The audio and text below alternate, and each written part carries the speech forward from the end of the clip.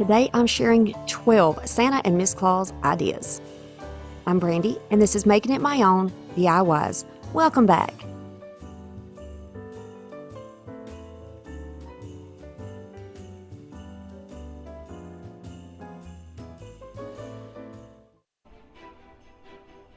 The first project is a retro candelabra.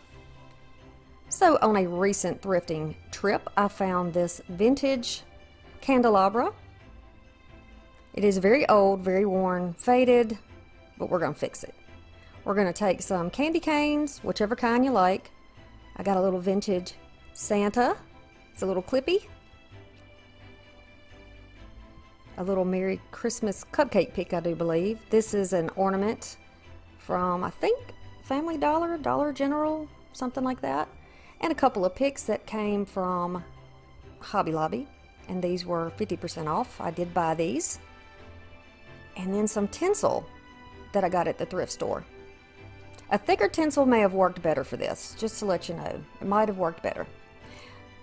Now, even though this works, I don't trust that old wiring, so I'm just going to cut that off. This is strictly going to be for decoration. That's it. So it will no longer function as a light when you cut the cords out. I'm going to spray paint this piece with some gloss white and the light bulbs as well. And then I've got some little Christmas trees from Dollar Tree. And we're going to make these look thicker and snowier. So I've got the 3 different sizes in the bag.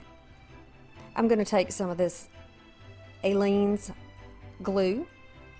I'm just using clear, but you could really use school glue. You could use Mod Podge, whatever you want. This is just really thick, and I think this is going to work well for the project. Using one of these Dollar Tree brushes, I'm just pouncing it in and out of all of these bristles, all the way down to the wire that's holding those bristles in. Pouncing it all over to get a good, even coverage of glue, and then I'm going to sprinkle it with the snow. Now you can use glitter, you can use white glitter, you can use colorful glitter, whatever you decide you want to use for this, but this is vintage inspired, so it's not going to look exactly like maybe some of the things you might see on Pinterest. I'm giving my own little spin to it. So see the difference? That really makes a difference. I'm going to do the same thing to all 3 of these, and right now they're on like a little wooden bottom, but those will come off, so I'm going to take those off before I use the project, because to me that makes it look a little more rustic, and that's not what I'm going for in this project. So you can sprinkle it on, do it over a pan, and that way you can pick it up and just use it over and over again until it's all gone.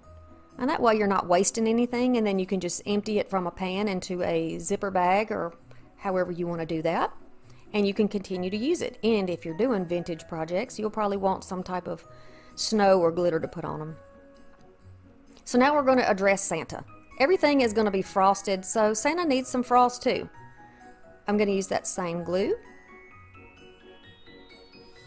And then I am going to just kind of pounce it up and down in the furry part of this hat, on the top part, and on any parts of his body that would be frosty with snow. So like all of the high points, like his shoulders and the tops of his arms, the tops of his hat. And then I will put that snow down in there. And see, I haven't had to use the bag yet. We just use what's in there. You can tap off the excess, and then once it's dry, you can use a brush and brush that out of the other fabric if you want to. Clean his face off and such. So there, I'm putting some snow on his shoulder. I love this snow, and I wish I could find more of it because it's very, very fine. It's not chunky like some of the snow that you see. And it's extremely lightweight. I like it. But I got it at the thrift store, so I'm not real sure where it comes from. I'll have to look it up. Alright, so once Santa is done, I've decided Santa needs the ball on his hat. Now this might be not the traditional thing. Santa may not have had, back in the 50s, a ball on his hat, but I thought he needed it, so I just added a little pom-pom piece. And then I'll frost it as well. Now we're going to work on this little paper ornament. It's just paper, and then it has like a pipe cleaner that's silver around the edge. So really you could print something out, maybe of Pinterest. By the way, I have my Pinterest linked, and lots of free printables are in there. They are created by other creators and they're really, really good. So if you can't find an ornament, you can find something there that you might want to use. You can use glitter or snow, or you can just use it plain. But like I said, everything's frosty for this, so I want to keep it nice and frosty. I'm not putting snow in his mouth or on his face, just on the beard, the hair, the mustache. And I love this little vintage Santa face. It's so cute and whimsical. And it looks a lot like the little pic that I put all the snow on. I think his face is very similar to it. Before it's dry, you can just go around the edges with your finger to clean it up. This is how it looks once it's all painted white, but you can paint it any color you like. Then I'm going to take some Mod Podge and put it over each of those bulbs.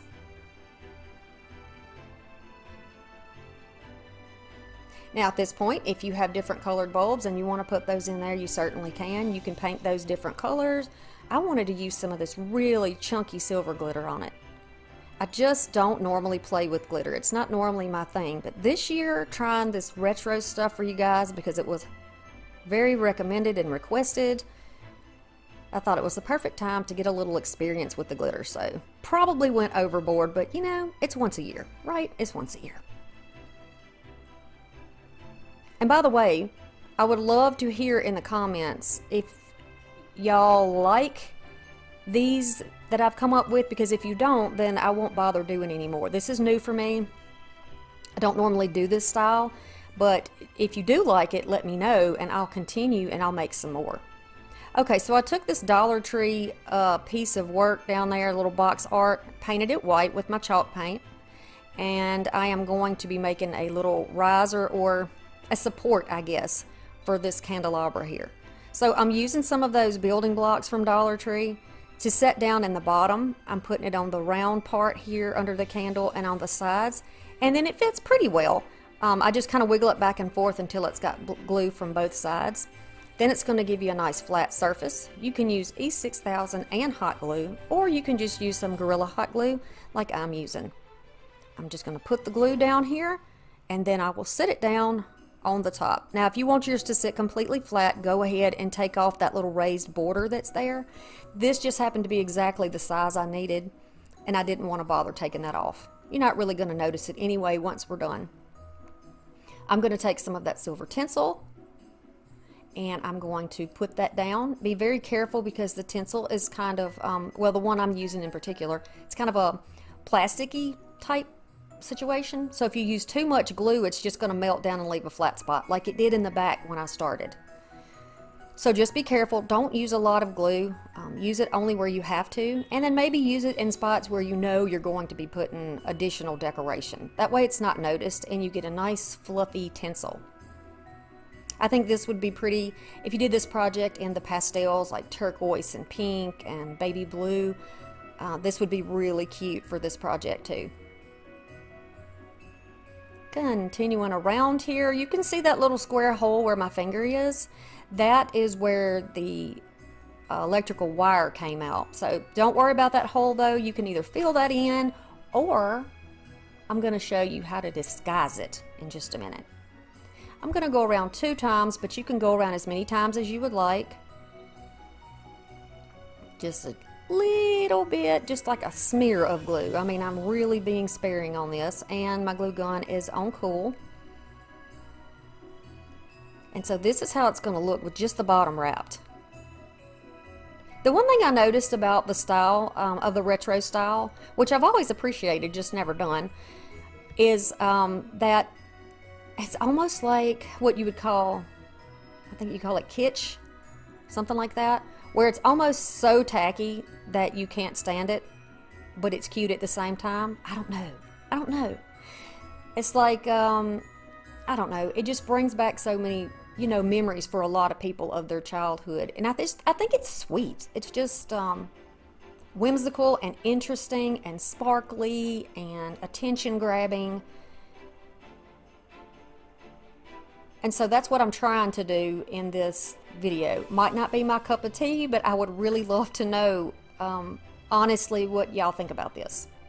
All right, so I'm going to add this ornament. And it's, again, like I said, it's paper, so it's going to glue fine on here. Just use a little hot glue.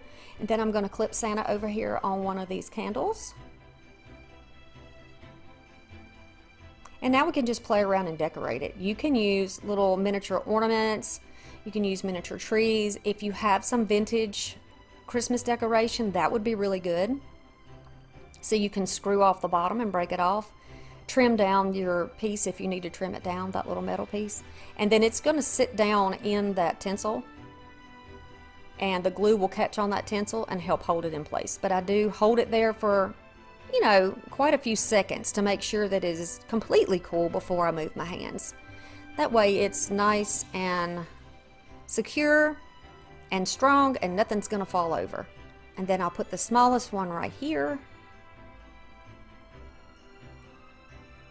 Then I'm going to take this little cupcake pick and I'm just going to cut this off. It comes off very easy with my wire cutters. I was surprised and happy that it didn't split. Now I'm just going under each letter so it has a little more curve like the rest of the letters. And then I'm going to add some of that glue right to the largest tree. I've decided rather than using the other candy canes that I want to use this kind of I don't know, I want to say felt. It's not felt, chenille, that's what it is, because it's the same thing that Santa has on him over there. I frosted the top like I did with the rest of the stuff, and then I'm going to add a little hot glue and put it down on the other candle. Now I think that balances a little bit better. So I only had one of these white picks, and that's because it's the only one I could find, but I knew this would look good for this. It's frosty, it's white, it's different, and I think it will fit nicely with this project. Alright, so you do know that you can cut your picks apart. If you want to, if you have one pick, but you want to have that look continually through your project, just pull it apart or cut it into pieces, and then you can spread it out. See, this is the bottom part that went over the part that's glued down. I'm just going to use my scissors and cut it because it is a plastic, soft plastic. I'm going to put a piece over here on this side for a little balance. And then over there in that little rectangle hole, I'm going to use a few pieces to fill it into. Just a little sprig of that vine above the candy cane. It already has glue on it.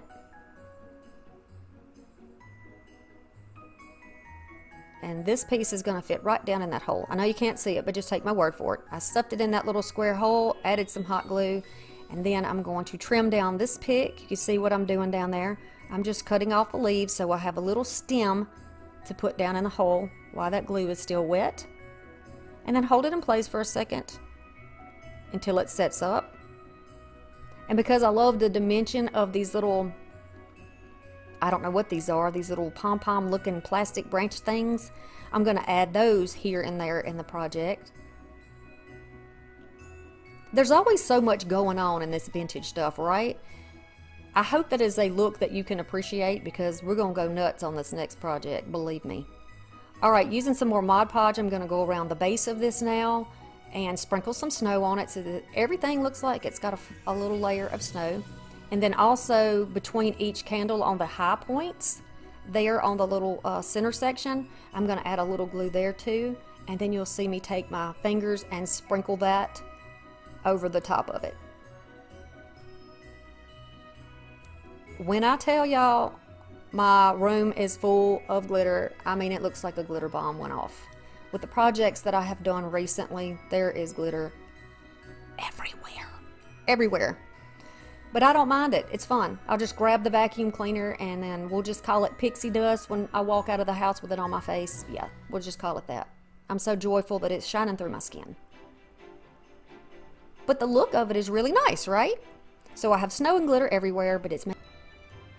The third project is retro page frames, and there are two of these. I'm going to take some of these house frames that are from the Dollar Tree, and these beautiful vintage books. These are from 1952, according to the information inside the books. So they are going way back. Look how cute. Look, she's dancing. So cute. And because these books are in terrible shape, they can't be resold. I'm going to use these. I'm going to give them new life. I'm going to take these frames apart, take the backing off, the paper out, the inner frame, and the glass. Take those little pegs out, those little black holders, pull all those out. I'm going to use this as a sort of a template to make sure that whatever pictures I choose will actually fit in the frame. And I love this Santa, so I'm going to carefully cut him out. Again, with that sweet face. And then over here, the two little ones looking at the Christmas tree. How precious. They are so cute. Look at those little pink cheeks. And now I'm just going to trace this out so we can use it, but we want to use red as a matte instead of the white. You could always paint or color on that white one if you want to. You can use printed paper, you can use plain paper. You can just leave the paper out if your picture is big enough, whichever way you want to do it. But I like the idea of it being Christmas in the home. If you're new to my channel, I want to say welcome to you. I appreciate you coming by and checking out what we've got going on. For the rest of you who have already subscribed, thanks for coming back by. I want to let you know as a reminder that November is going to be our viewer subscriber appreciation month. So the whole month we'll be doing giveaways on and off. You have to listen and watch the videos carefully for information about how you can be entered for a chance to win some goodness, some crafty goodness. I have tools, I have supplies, all kinds of good things that I think you're really going to like. So be sure that you are subscribed and you turn on your notification bell so you don't miss the opportunity to win some goodies. So you can see exactly what I'm doing here. Once I've got it to the right measurement, I'm going to flip it over and use just a little bit of plain tape and just tape this down. I don't want it to overlap and I don't want it to be seen through. Want everything to be secure though. You could always put your glass back in the frame if you want to use it with glass, but for recording purposes, I'm not going to put my glass in it. I don't want the reflection of the light in my camera and all that aggravation. Flip your pictures back inside, and then I pull the back off of here and it looks terrible, so we're just going to flip it over. Now we have a nice clean side. How about that? Going to do the same thing here. Carefully pull this off. It's just paper. You can save those stands to use on other projects if you need to. I save everything. Alright, and then taking some of that Gorilla Glue, I'm just going to put this all around the edges. And this is going to seal it into the frame without all of popsicle sticks and all of that business on the back. This is going to seal it down and you don't have to worry about it. If you leave it laying there, the glue will seep down where it should and it doesn't even come through on the other side. Same thing here all the way around until we get back up to the top. Once that glue is cooled, we're going to find a way to hang it. So either you hang it or you're going to use it as a stand, and I like the idea of using it as a stand. I got some garland here. I'm going to cut that 2 pieces off. These are snowflakes. I'm just cutting off the cord so you can't really see it. They'll look more like just a regular embellishment. And then I'll take 1 snowflake for each of the houses. And you can do this too. You can decorate that little spot up top if you wanted to. You could do a tiny swag. You could put a pine cone and however you want to do it here. But because this is supposed to be sort of retro theme, I don't want to do too much of the natural nature type stuff because you didn't really see that back then. So here they are, and I like them. I like them with the gold on there. I think they look nice. Using some building blocks. Now, these are bigger than the ones you get at Dollar Tree, but the ones from Dollar Tree will work. I'm going to put it in the back, push my thumbs against the edge of the block and the bottom of the frame to make sure it's the right level and it will stand up. And that one is working. Then I'm going to go over here and do it to the next one.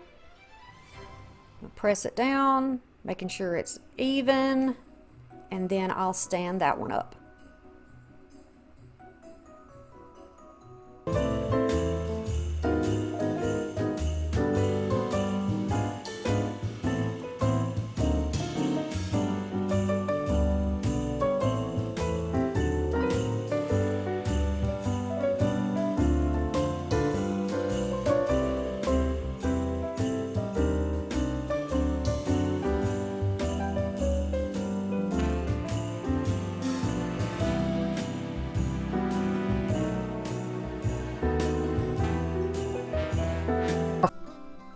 All right, the third project is a greenery basket. So keeping with the believe theme, I got these little wooden words from Dollar Tree. This little Santa is thrifted, and I've had him for a very long time. I'm going to take a little floral foam and a little white basket I got from the thrift store, but you can use the little tins from Dollar Tree if you want. Some leftover frosty picks. This pick with the snow on it. And then a bunch of these 1980s, 1990s. What year do you think this was? I found a bunch of them at the thrift store. And my mother-in-law has some of these somewhere around this house. These are some extra picks that we took off of other things, and then I have some table scatter with the white and silver, which look like snowballs to me, so it works. Let's start on our believe sign here. You can use paint markers, paint pens, regular markers, paint, whatever you choose. I decided to start with the paint pens, or my little acrylic paint pens, and I'm going to color one part of this hat red, which traditionally this part of the hat is red, and then I will use white on the part that's normally furry and the little ball that's on the end. I'm also going to use a little white when I finish the word believe. So I'll start off with this silvery gray here, and it was skipping a lot on this wood. It was leaving a lot to be desired, and I really wasn't getting the coverage I wanted. So I'm just going to switch over to I think this is like an aged silver. Little bit richer of a color, and it really gives me the coverage that I was looking for. So, you know, you can switch stuff up, and you can paint right over the top of your marker if you're not pleased with your work. I'm always trying to save my projects as best I can. Anything I can do, if I can paint over it, I'm going to paint over it. If I can sand it off and start over, then that's what I'll do. So continuing around until I get all of that word done, and then I'm going to turn it on its side, and I'm going to get behind and inside of each of those letters, because this is going to be in the project and you'll be able to see it. You can paint your back too if you would like, and see I put the little white dots in the middle for believe. Now you can really tell what the word says.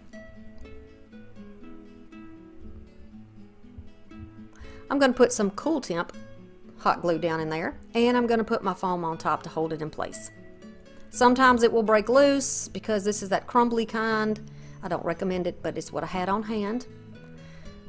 Again with the picks, if you can unwrap the bottom of it, you're almost sure to have individual picks underneath. So feel free to rip those things apart and just use what you need. If you find something at the thrift store that looks really raggedy but it has the perfect greenery for you, go ahead and get it. Take off the pieces you need and redonate the others. Okay, I will be showing you both angles here as I'm working.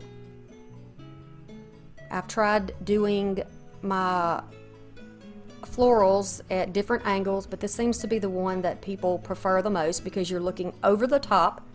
You see what I'm seeing. So I've got them kind of in a straight line from the top right corner, the middle, and the bottom left corner. I'm going to use this boxwood. This is like a frosted or kind of a frost-kissed piece. And I like the difference between the greens in here. And I'm just going to keep adding this. You know, when you walk through the forest, you don't just see one thing, right? No, you don't just see lamb's ear hanging out by itself. Not generally. And since I like rustic and I like woodland type stuff, this is how I feel like I can capture that essence. Plus, I'm bringing in a little vintage here with the 80s and 90s ornaments. And I'm going to continue to look from side to side, round and round, just like this, to make sure that I have everything just how I like it. Now, I'll turn it from side to side all the time. Y'all know this. You know it. I turn it and I look at it and I change directions. And if anything looks like it is hanging outside, like this piece, I just go ahead and push it down into the foam so that I still have that nice round appearance on the outside. But you do yours however you want. You can continue to add. You can even pull something out if you don't like it. Nobody's judging this to see that you get it done on the first shot. Just keep trying. Get it, you know, till you get it how you like it. Now we're going to turn the Santa head into a pick. but he's got a little ornament hanger hook on top of his head. We're going to take that off too. I'm going to use my Fix-All super glue from Dollar Tree, put a dot on the top and a dot on the bottom of his beard. I'm going to grab my glue gun and put some glue on the back. I'm kind of flooding it, forcing it out of there. And I'm going to add down another floral pick to this spot. Take a little piece of paper and squish it down over the back. That's going to help lock it into place. And I'm going to set that aside and let it dry for a while. I don't want this coming off. Then I'm going to take my little pliers here. Also, you can find something similar to these in my Amazon store. And I'm going to put him down in the top. Now, I don't want him to be way over the top. So, you know, if you have a really long pick, you can always cut the end off, trim it off, make it a little bit shorter. But I like that position. So I want these to look like snowballs because they kind of remind me of snowballs. I'm going to just put them on the picks. And you can use glue here to hold yours on, but be sure it's cool glue. And then I'm just going to add these around here or there. I end up moving these picks about a bazillion times. It's kind of a step down, is just what I'm showing you there. It's kind of a step down from the top. And then I want to show you just a couple of these ornaments. They're so darn cute. They're wooden. And they're like painted little wooden people and sceneries. So we got drums and Santa and Frosty.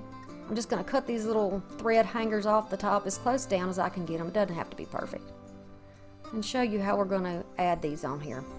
I'm going to use some of these white picks that came off of some other picks I had. Just my spare parts. I'm going to add some glue here. I've bent the end of this so that it's kind of has a wider area to sit. And I'm going to rock it back and forth until that's completely covered in the glue. I'm going to hold that. And then when I lay it down, I'm going to make sure that it is leaning someplace where it will dry in the correct position. So I'm just using the branches in there to hold that up. The ones that are a little more narrow can be a bit more challenging to do, so please protect your hands. You could always use a little drill and drill a little hole and then glue that in. This is what works for me though. And I'm going to add these in at different heights. Now my thought was, okay, well we have Santa and this is about believing. So let's add the little toys in there. Let's make this like something that the kids would love. You believe and you have all that. You have such a light spirit and you're so excited about things, and I think that's what makes vintage so wonderful. What makes us love it so much, because it's that feeling of home and those memories. It's just really, really sweet and precious. Okay, so I'm going to add another pick right on the back. I'm putting on the back of the L because it is a long, narrow spot and an easy spot to put it where you don't necessarily see it as much.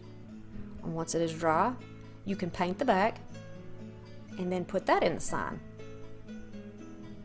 And put that sign in the floral or the greenery basket. So I have some of this. It originally came from Target, but I got this a long, long time ago at a store called Dirt Cheap. I am going to cut it off. There's no wire in it. And I'm just going to use it to embellish the top lip of this bucket or this little planter, because you can't see it, right? You're going to miss that piece. But once I got it glued on, this is what it looks like. And you could do the bottom too if you wanted. But all these projects have that same red and white theme going throughout. And, you know, and it's about believing. And I love that. Believe.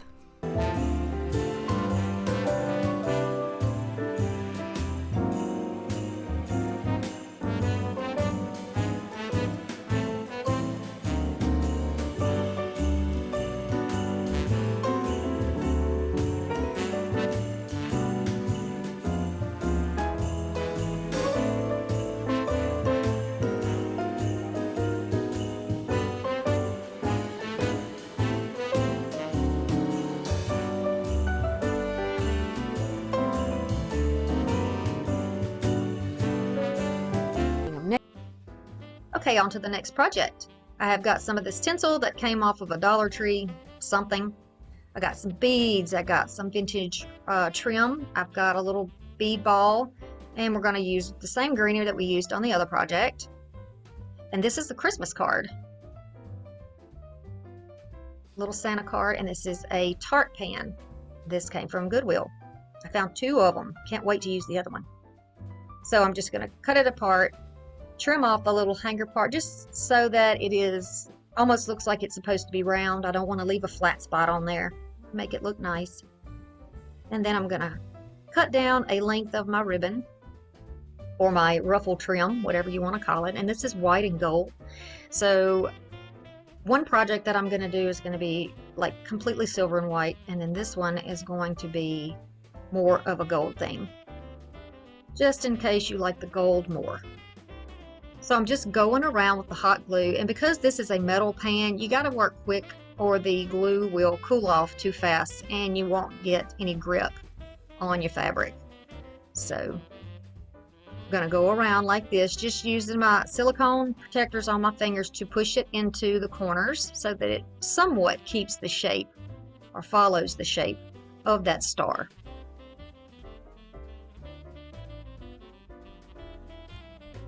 Just like that. So a quick question while this is going on. Did any of you guys have parents or grandparents that decorated a tree in this style? This is not something that you really see anymore, except on Pinterest. I don't see other people doing this style, so I'm just wondering, do you remember this? What are your memories of Christmases when you were a child? Because I think this is really cool. You know, the silver and the gold, and it's a little too much for my rustic taste, but doing the projects is so much fun. There's so many layers to it. It's just it's a type of richness, I guess, that I feel doing these projects. Plush. Just, I love it. So we got metal, we got ribbon, we've got this tinsel wrap that I pulled off. I think it was a Dollar Tree stocking ornament, but I saved it. So going around here, I'm just getting the right amount to go around that circular card, and then I'm going to start wrapping it almost like a wreath, just to bulk it up a little bit. And I'm just going to cut some more pieces and go around until I get it as thick as I think I want it. And making sure that all those ends are tucked under so that you don't have any little pieces sticking out. You want this to have a nice finished look. So just press them into the form. And then we'll be placing it right down on top.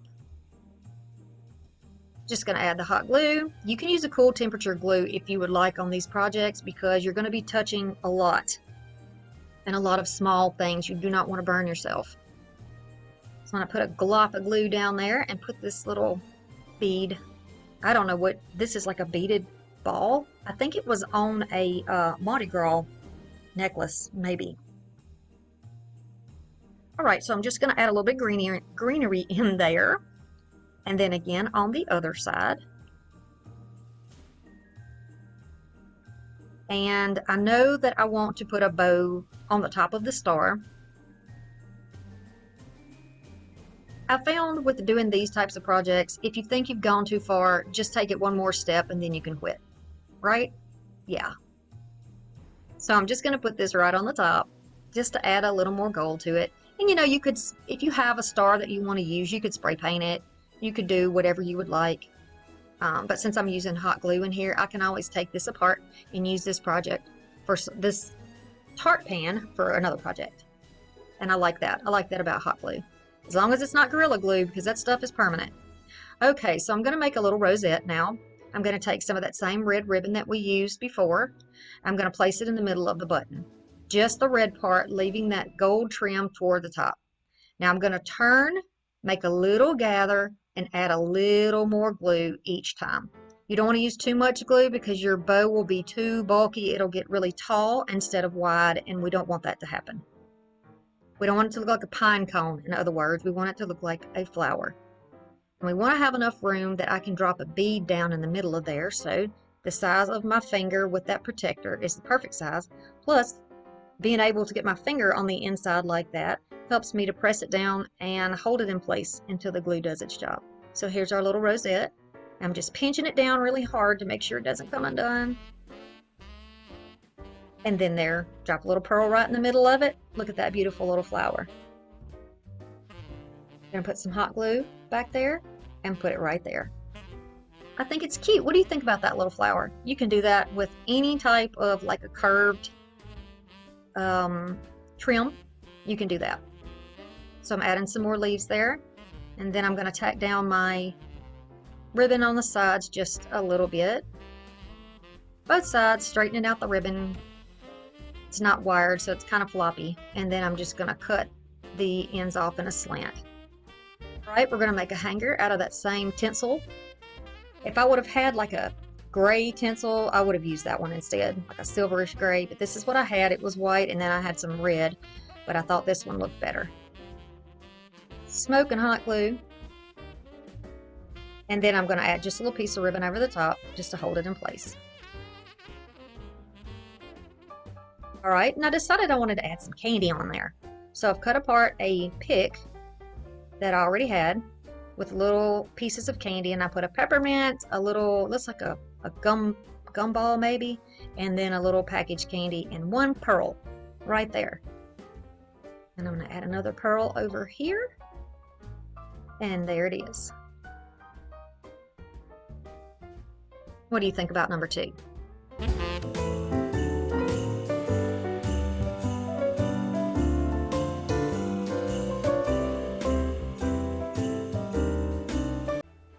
So I'm going to start off with the first project. It is going to be a framed bag. We're going to use some wood tint, some paper towels, a chip brush, or whatever type of brush you like to use with your stains or tints. I'm going to use a thrifted 12 by 12 frame. Just going to pop the back out. It doesn't have any glass in it. This is a Michael's bag, and I'm going to be cutting Santa out. He's so cute. I love this vintage look for this little Santa, his little sweet face. Now I'm going to try to cut off as much of that green as I can. So I'm going to try to get as close to the red as possible because I don't want to have any of that left on there. And this is how it looks. Okay, so you can see the difference. If you put a white paper behind it, you see how much whiter that looks? And then, see there? So I want it to have a white backing instead of having it against cardboard because that'll make it look more dull. I'm going to use my glue stick. You can use any type that you like, any brand, and just go over this entire bag. The bag is like a fabric mesh on the back. It's kind of a strange texture.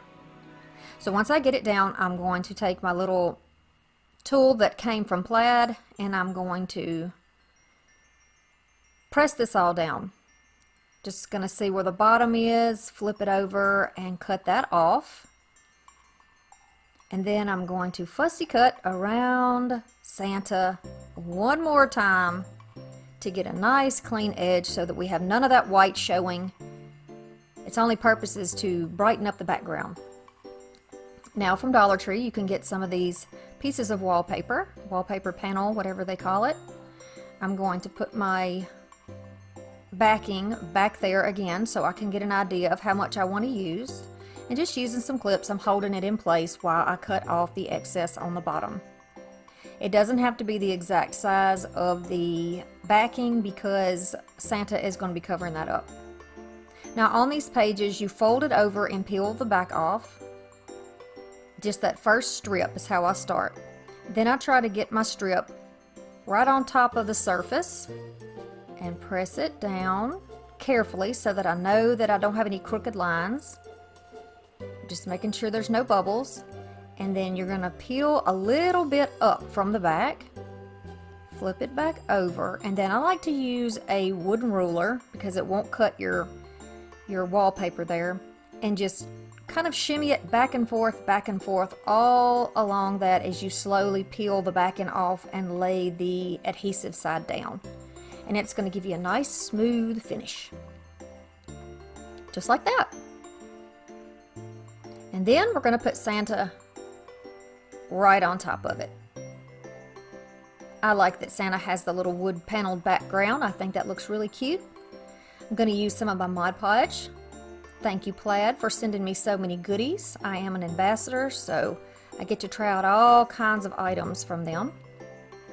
I'm going to use my brush and go all the way to the edges and neatly in pretty much one layer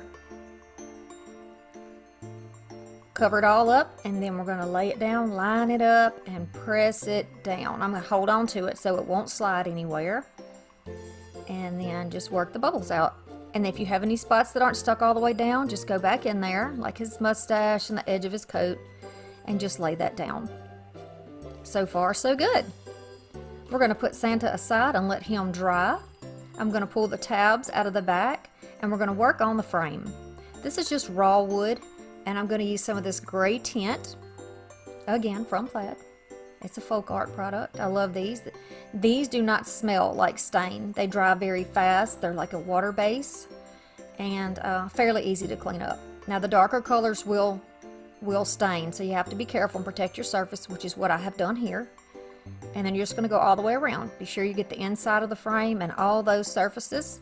Then you're going to grab up a wad of paper towels or an old rag and just start rubbing off every bit of the excess on the inside, on the sides, and on the flat surfaces.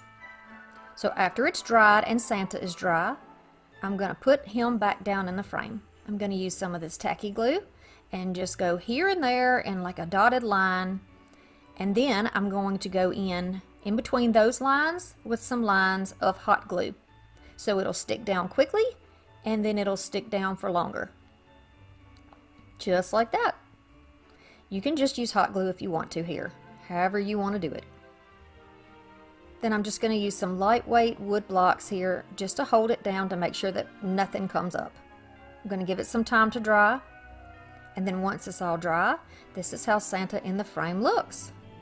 Now it's time to embellish. So I made this string of beads on a Valentine's project last year in 2020, and I took it off, and I'm using it again this year in the Christmas, and I like it. This is a little thrifted bauble. It's like a ornament of some type, and it has a hole in the top. I'm going to take a little white piece of pipe cleaner, loop it around my little beaded piece up there, add some hot glue into the hole, and then I'm just going to place those two pieces of pipe cleaner right down in there, and it fits perfectly. And to embellish that, we're going to use just a little piece of pick that came off of something else. I'm going to cut it into two little pieces and make sort of a garland for the top of it. I'm going to put it right there on that loop and then give it a minute to dry. And I think I want to add a little bow to it. So I'm just using some of this gingham red and white thrifted ribbon that I have. And I'm going to pull this down to make it really tiny. Then I'm going to trim little edges at a slant and put it right there over my greenery. So I wanted to add one more thing on here, and I had a snowflake left from my light up snowflake swag, which you definitely need to watch that if you haven't seen it yet. And I'm just going to add it right there, and I think it gives a perfect little finish. What do you think about this project? Isn't he sweet? I think it's perfectly vintage and rustic. Then you can just put whatever type of hanger on the back you want. Moving on to the next project, we're going to work on this beautiful yardstick swag. I won't be using a yardstick though, you'll see what I use. So I'm going to use some long deco mesh, some shorter deco mesh. I'm going to use white and red. I'm going to be using, I don't use that silver that's to the side. I've got some bottle brush trees from Dollar Tree. I've got some Dollar General, Dollar Tree, and thrifted ribbon. I've got some of these little ornaments that all came from Goodwill. Aren't they sweet? And then this one. And here's a Santa that I got at the thrift store, but you can get them similar. I think he has glasses at Dollar Tree. And then here's the little pick. This is a stake that came off of some type of a yard stake that I had. It is about 24 inches long, 24 inches, something like that. And we're going to use some pipe cleaners. This is how we're going to attach our deco mesh to the stick. So you're just going to wrap one around the top. It's about an inch down tightly, and then a little dot of hot glue so it doesn't slip on you. Then we're going to go down 4 or 5 inches depending on what you want to do, and we're going to wrap one to each side. So wrap it in the middle and press one off to the side. And we're going to do the same thing right over the top or right under or above it and go right to the side. We're going to go down the same amount of distance, one in the middle, a little bit of glue to hold these down. If you'd like to buy me a coffee, you certainly can to show me some love. The link is in the description box below. We're going to continue all the way down just like this until we get to the bottom, and on the bottom we're going to do 2 pieces, and then there'll be a little space there. Be sure that you get your hot glue on the bottom one for certain, or it will fall off when you try to make your loop on the end. And you'll see what I mean when I start adding on my deco mesh. So 2, 3, 4, 5, 6, 7, 8, and 9. I'm going to take all the little hangers off of my ornaments also. Should have mentioned that earlier, but there we go. Okay, so I'm going to start with this very wide deco mesh. I think it's a 20-inch. I'm just going to kind of gather it into my hand. This is a scrap that I got from the thrift store, and it is, I knew that it wouldn't be enough to do too much with, but it's perfect for these swags. Good for scraps. I'm just going to place it down and wrap it around. Just like that. I'm going to go down, make a little poof, kind of tucking my edges under.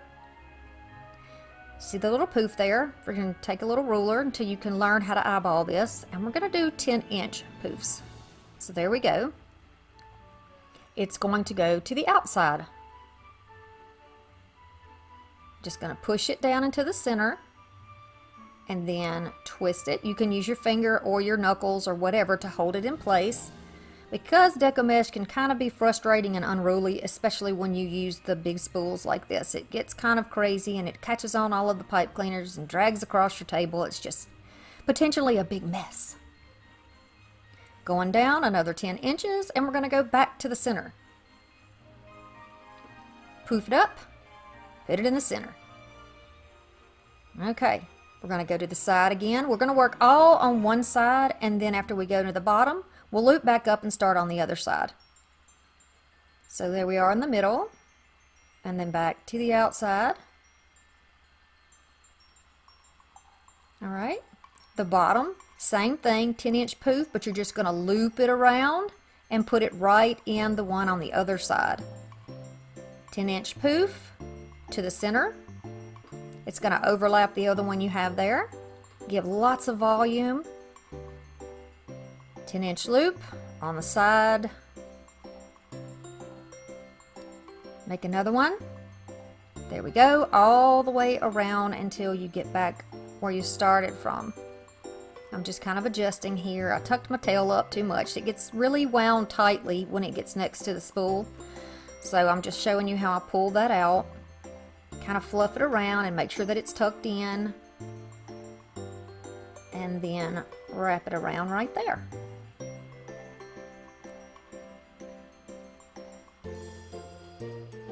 Okay, so now we're going to add the red, and this is our Dollar Tree mesh. I think it's 8 inches, maybe 8 inches. All right, going to tuck that inside toward the middle, just like we did with the white one, so that it's not sticking up on the outside. It'll all be hidden under the little poofs. And we're going to do the same process here. We're going to take about 10 inches. We're going to start on the side, whichever side you want. This time I'm starting on the right. Before I did the left, it makes no difference one way or the other. Make your poof. Find your center point, which is what I'm doing now, and it gets difficult once it starts getting kind of fluffy here. It gets kind of challenging, but you just keep going. You can find them. If it would help you to use a different color like the red and white pipe cleaner so that you can find it easily, go ahead and do it that way. Whatever works for you, because you won't see those pipe cleaners in the end. So I'm going to keep going around, same process. Go to the side, go over to the center, go back to the side, go over to the center until you are at the bottom, wherein you will make a loop just like we did before.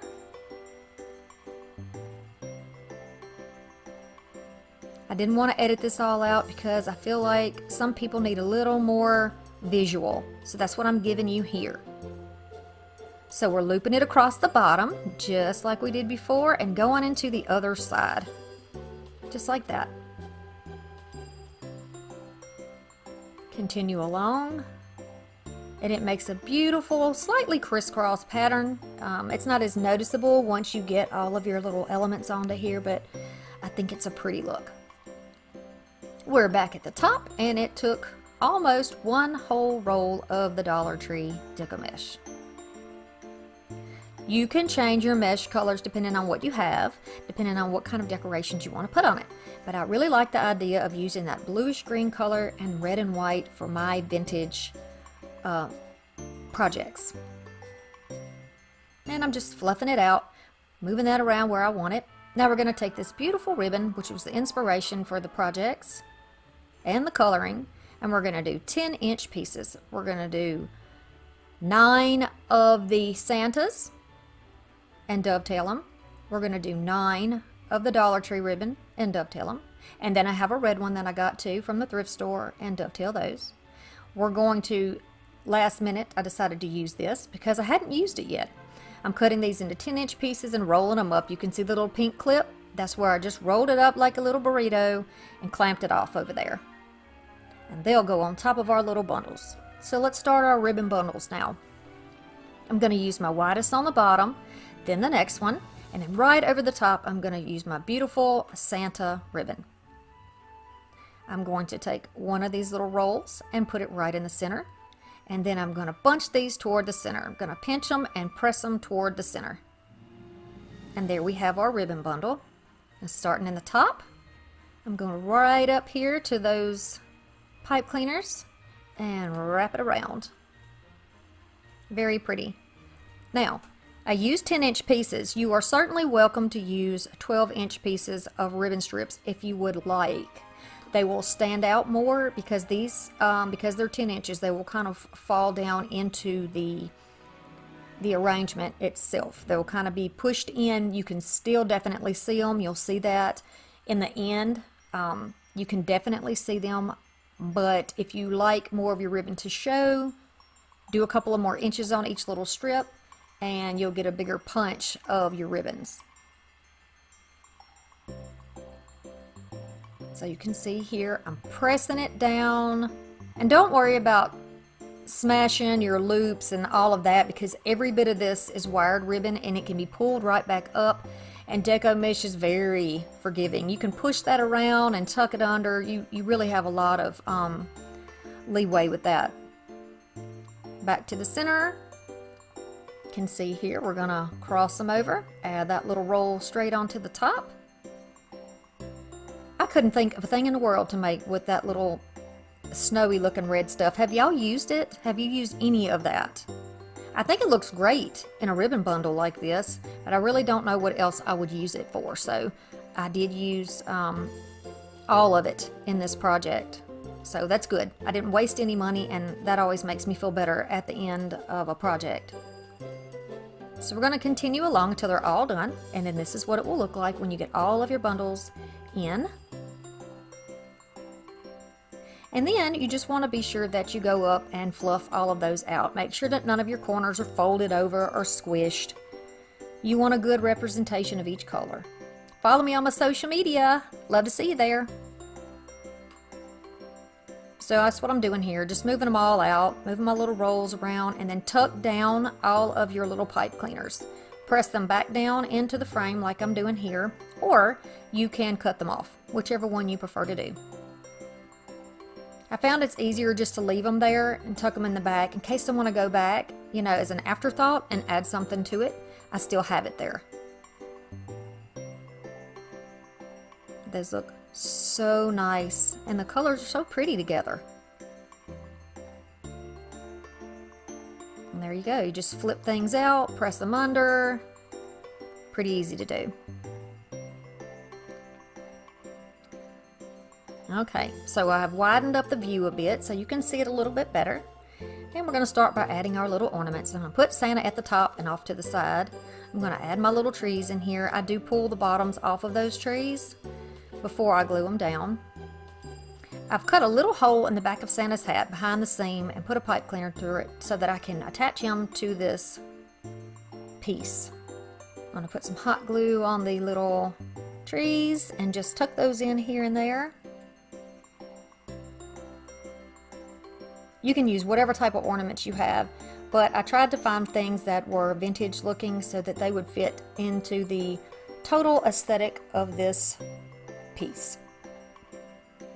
And these are a little faded in spots, they're scratched in spots, they are glass, and I thought they were pretty. I love the shape of them in this arrangement. What do you think? It's not your typical round ornaments, so I like that they're different, and they almost look like the little bulbs for the Christmas lights, which is nice. Also a vintage thing, the little shapes of the lights like that. So I'm just poking them here and there. I didn't have very many of them, and I'm just trying to make sure that I have them kind of spaced out there where they should be, where you can see them well. I'm going to add my little boots in here. Just a little bit on the bottom, a little on the side. I do all of my wreaths and my swags laying down. A lot of people use a stand to hold them up. I just don't have one at this point, and that's why I don't do mine standing up. But when I do find one, because I'm going to get it thrifted, of course, if I find one, then I'll start doing my videos for you where you can see me put them on standing up. That may be more helpful. Now this beautiful ribbon, this is the only piece I had. I got it at the thrift store. Loved it, so I decided I'm going to cut it in half to really stretch it. So I'm just going to roll it over in 4-inch pieces, like a 4-inch flip-flop over there, and then I'm going to have 2 pieces on each side, and I'm going to pinch it in the middle. This is not going to be the kind of bow that requires a lot of wire to hold it. It's going to be fine with one piece of wire down one side. And you'll see that when I get to the end of the bow. It looks just fine. It works just fine. And if it wouldn't have worked when I tried to fluff it out, I would have just gone back and tried something else. Because I didn't use any glue on the bow, I could do that. I'm going to do this with the red. And unfortunately, my Santa did not have very much, so I had to work with just a tiny piece, and I had to use a different bow on the top. The next time I'll buy 2 rolls when I find a ribbon I really like. So this is all I had, so I'm just going to make a different type of bow just so I can use it in this project, because I really, really enjoy looking at this ribbon. It's so cheery and bright and vintage. So I'm adding that on top, and you can mix your bows too. I'm going to cut off what we don't need and start fluffing. And I'll start fluffing on the bottom and pull those sections out just on the bottom first, and then I work my way upward. So that's enough, you know, that will stand out there on its own with just the 2 pieces of wire, and I'm glad of that. It worked out. You never know. Crafting is experiment, partly. You just don't always know. I'm going to dovetail the ends off the Santa ribbon there. And you can make a bigger bow. If you have more ribbon, you can make a bigger bow to go on your swag, whatever you choose to do. But I like this one. I think it's cute. Now we're going to use the other half of that ribbon as a tail. So we're going to dovetail it, and I'm going to cut a piece of that red also. It's going to be shorter, and I'm going to dovetail that. Pipe cleaner in the middle is going to hold it together, and then I'm going to add some glue on the back of the bow, and I want to leave my pipe cleaners out because that's how we're going to put it on the wreath. I'm going to work down into a spot where I want it to be and then add that bow. Then I'm going to take the tails and kind of pull them over like they have just kind of giving them a little life, a little movement, like they're going in and out of the fabric that's here. And I like that. I think that's cute. Gives a little interest. You can do that with your bow tails. Fix it however you like. Santa's beard is totally unruly. Then we're going to do the same thing on this side. I'm going to kind of let the red ribbon do its thing over there. And then we're going to add this little mouse right to the top, little sweet mouse.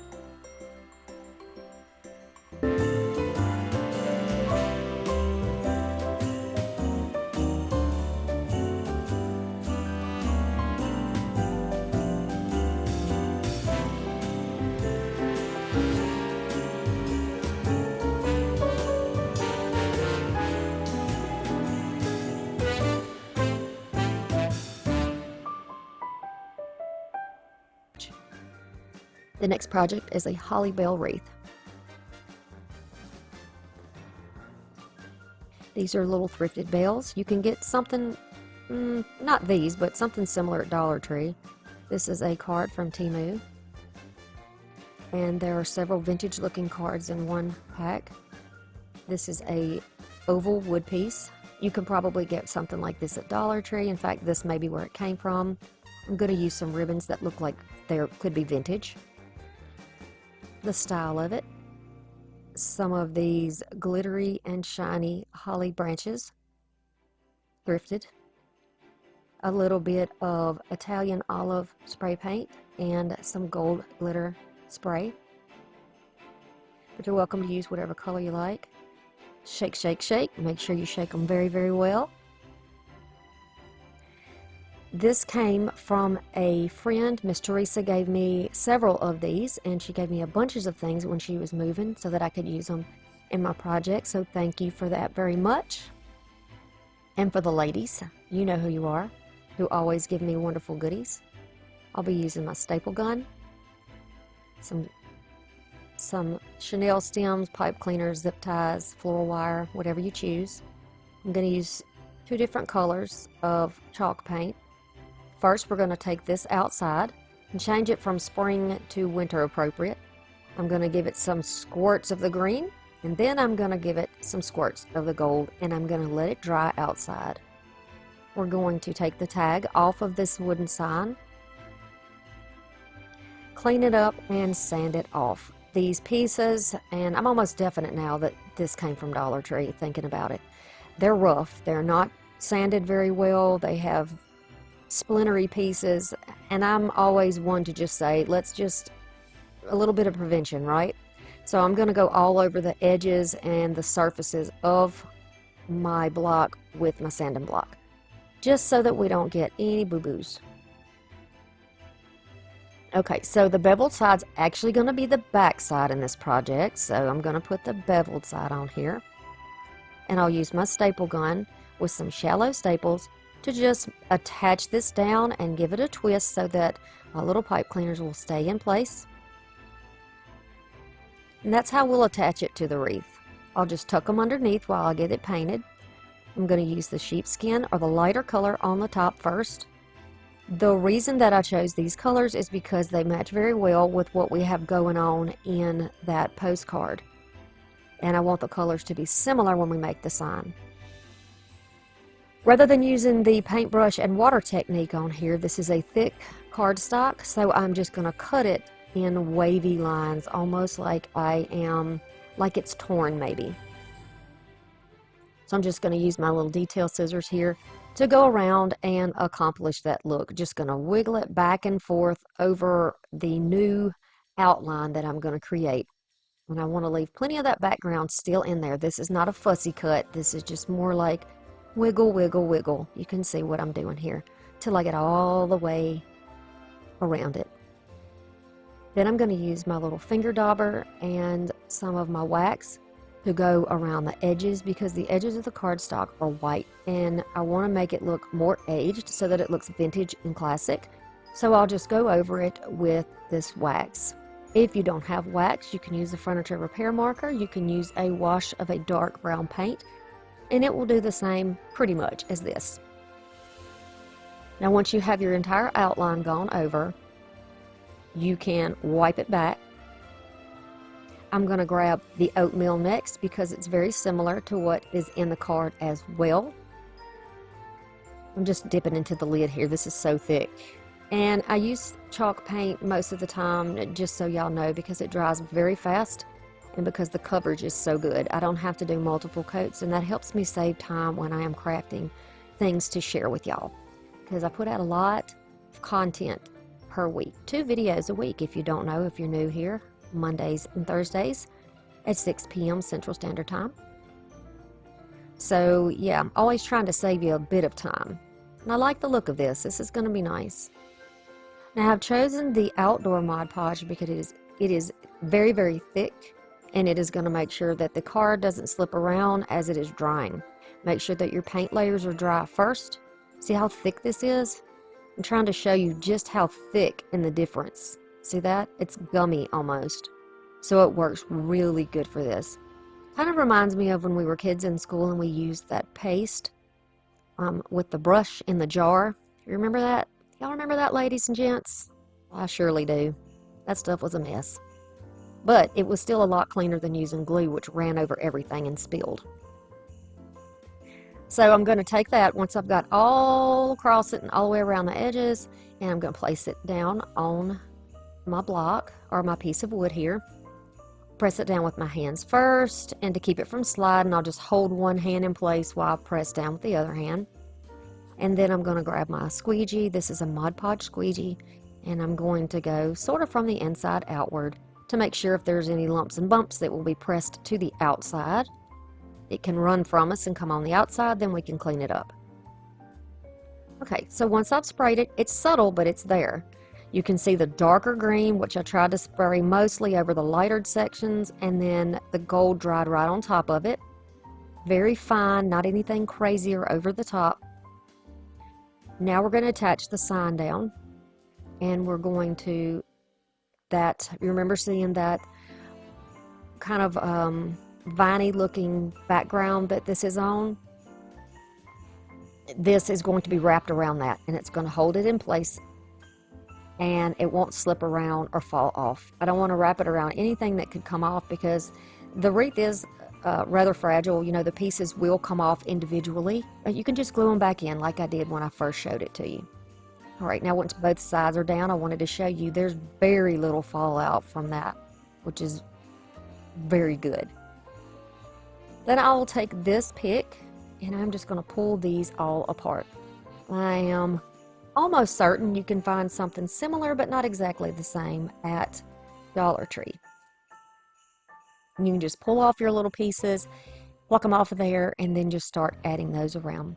Now, I didn't do anything especially fancy for this. I placed the first one down and then thought, let me lay these out to see how many I can fit in here and get them spaced right before I get started, because that's kind of what I normally do, but my head has just not been in the right place lately, and yeah, so just bear with me.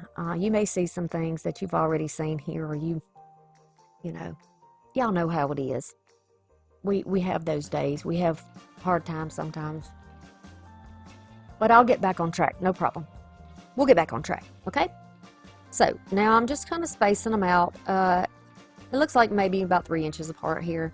And then I'm going to add a little bit of glue. I am trying to make those face in a clockwise direction so that they're not just willy-nilly, that they actually have some type of a pattern here.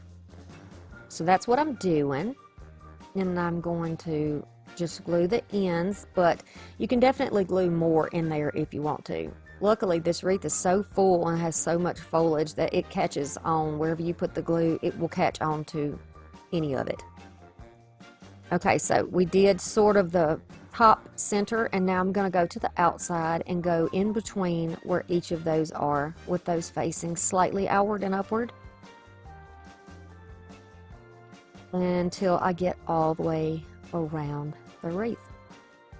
I want to take a moment to remind y'all that next month is Subscriber Appreciation Month, where we will be giving away lots of goodies and playing some games and doing that sort of thing. So be sure that once you are subscribed that you hit your notification bell so you don't miss notifications, because if you win, I'll be contacting you under your original comment, and I'll also be commenting, I'll also be sharing that on my community page so that you can see if you are the winner or not. So if you want to play, you've got to make sure that you check back to see if you are the winner. You don't want to miss out on your prize. And besides, when you have, you give back, right? And y'all have gifted me so much with being here and commenting and being part of my channel and supporting me on my journey, and it is definitely the time of year where I want to focus on giving back. Alrighty, so we're going to go to those bells here, and I'm going to use a zip tie to attach them. You could attach them with any way that you want to attach them, but I don't think glue would necessarily work with something like this, but you could try. And then I'm going to use the floral wire and just feed it through there, twist it around a time or two, and then put it aside, and we'll start making the bow. Now this is my own bow maker tool that I used, that I made a couple years ago, and I'm going to be using that to show you how to make a bow. If you would like to know the link, I will try to have that in the description box for you if you want to make your own bow maker. They do come in handy. So I'm just measuring out, and I think I have my bottom layer is 6 inches. So I'll have a tail of 2 feet long off to the side, 6 inches to the left, 6 inches to the right, and then I am going to, it's not a pattern bow, so you don't have to do all the flipping. I'm just trying to follow the direction that the bow wants to lay in. Then I'm going to flip it over, and I'm going to make the next loop 5 inches so that it is 1 inch shorter than the one that is before it. You see the difference. I'm going to tuck this through here. Same thing. Inch shorter on this side. We'll do this again, and it is actually going to be a 4-inch loop.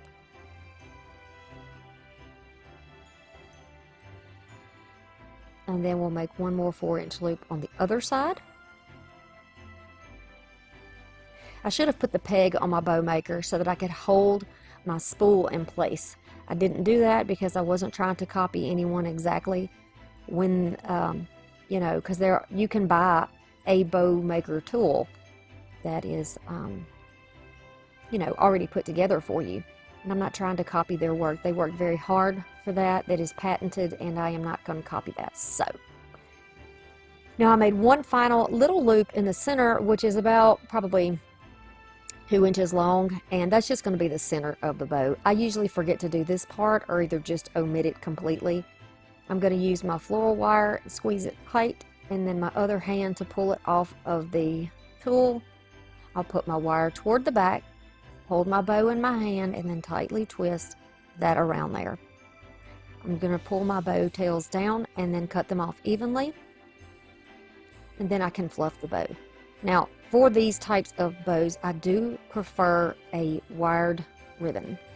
They stand out better, they hold up on their own better, and to me it's just a better look, especially when you're doing something that is more of a classic or traditional look.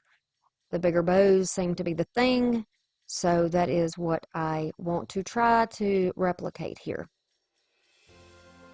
I'm going to feed this through the same way, one on the inside, one on the outside of that center vine wreath to hold everything in place. I'll twist that around tightly, and then you can cut the excess off. Then I can get the tails out of the way in the direction I want them to lay, and fix my bow. Forever fluffing. I'm forever fluffing. Okay, then I am going to dovetail the ends. You could definitely cut yours at a slant if that is something that you prefer.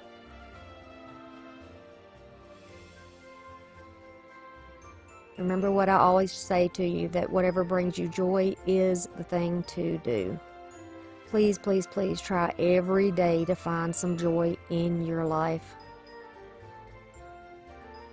It's so important.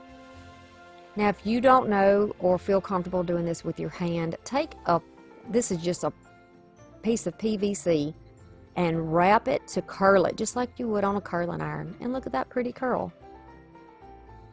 Now for me, because I want long tails and I don't want them to flip out, I will be actually adding a little bit of hot glue to hold them in place. So my bow is a little bit off to the left, and I want the bells to be a little bit in the bottom right side. So I'm attaching those down again to the wreath, pulling those bells down, and then I'm going to make one more little cut with the ribbon. I am going to do 6 inches. I'm just folding it over so I can do 2 dovetails at one time. And I'll cut this at a little dovetail. This ribbon is beautiful. I thrifted it, but you know, you can find traditional ribbon colors and patterns at any craft store. You probably could find them at Walmart, actually. I'm going to use a little piece of floral wire after I've got this folded and pleated, and I will just twist this around and make these little ends, these little tails. It's like a little faux tail. And then I'll add the hot glue onto the metal part of the little twist we made there, and I will just tuck this in to bring a little more of that red coloring down there on the bells. So for the ribbon, I'm trying to put the glue actually on the wired edge rather than on the ribbon so that you don't see it.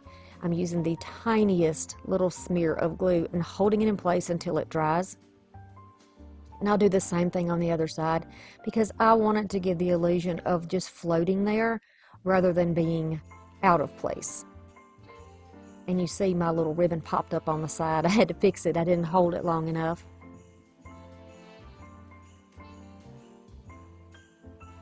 I'm always refluffing the bows to make sure everything is beautiful and presentable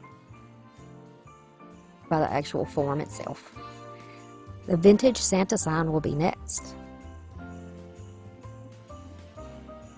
I've got my Waverly wax, chippy brush, some little wood pieces from Dollar Tree, some white chalk paint. This is Adirondack white, and a brush, some more of that outdoor Mod Podge,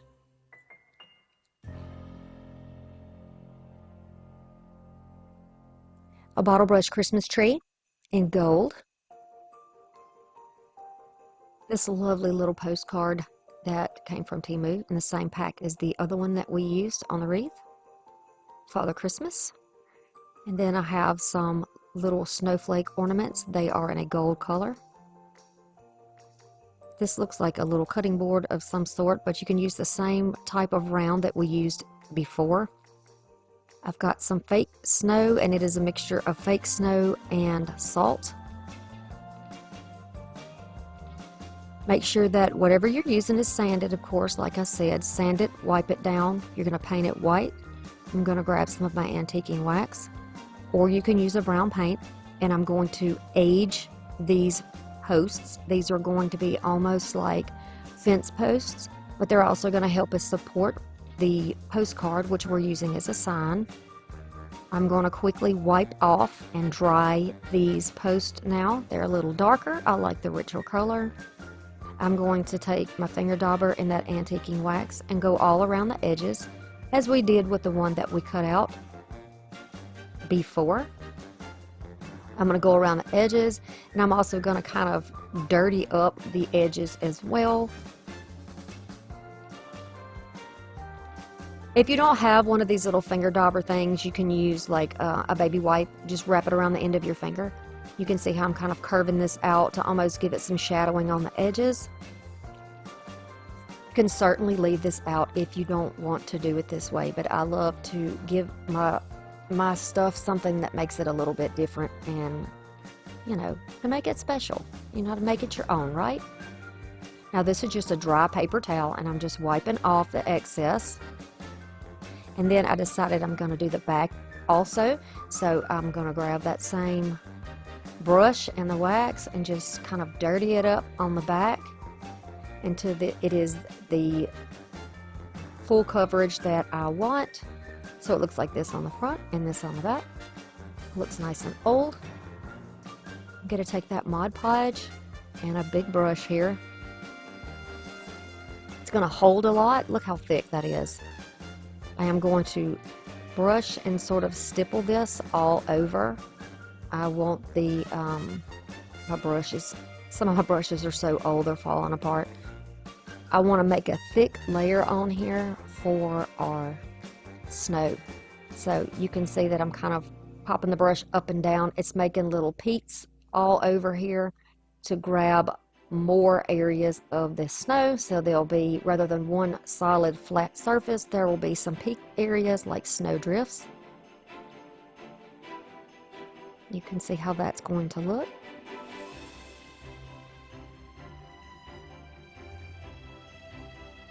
Then I'll sit this in a box, because once we put that snow in there, it's going to fall everywhere. It's going to serve more than one purpose. It's going to keep my table clean, And it is also going to allow me to put the excess right back in the bag. I'm just lightly pressing that in. And then I'll turn it over and take the little excess off.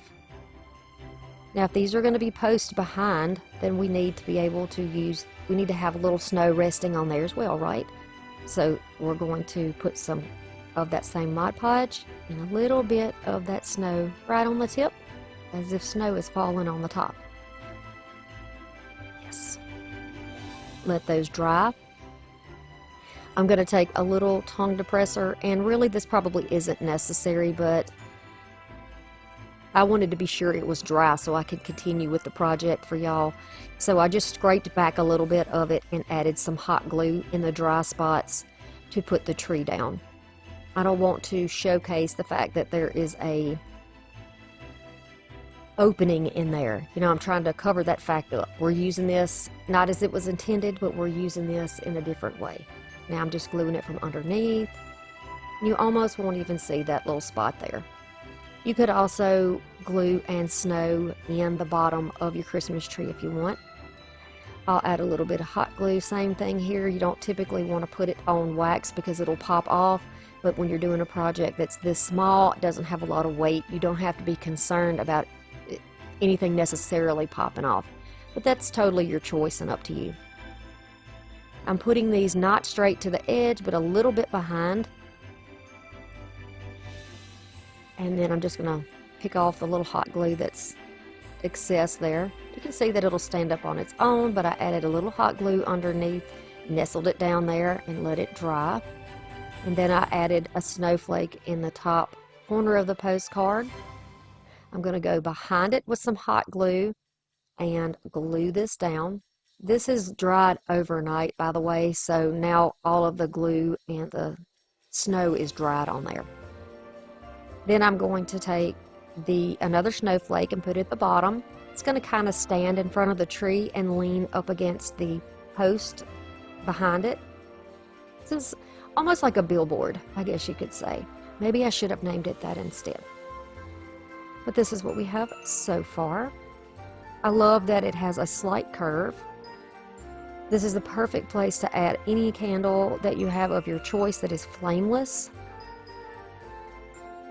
I think that looks so pretty together. And then if you want to attach something to the tree, just use a little bit of floral wire, and silver is the only one that I had other than green, so we can fix that though. I'm going to take this and make it almost like a bobby pin, so we're going to push it through the center into the back, and now we can put it on the tree and then twist the ends together to hold it in place.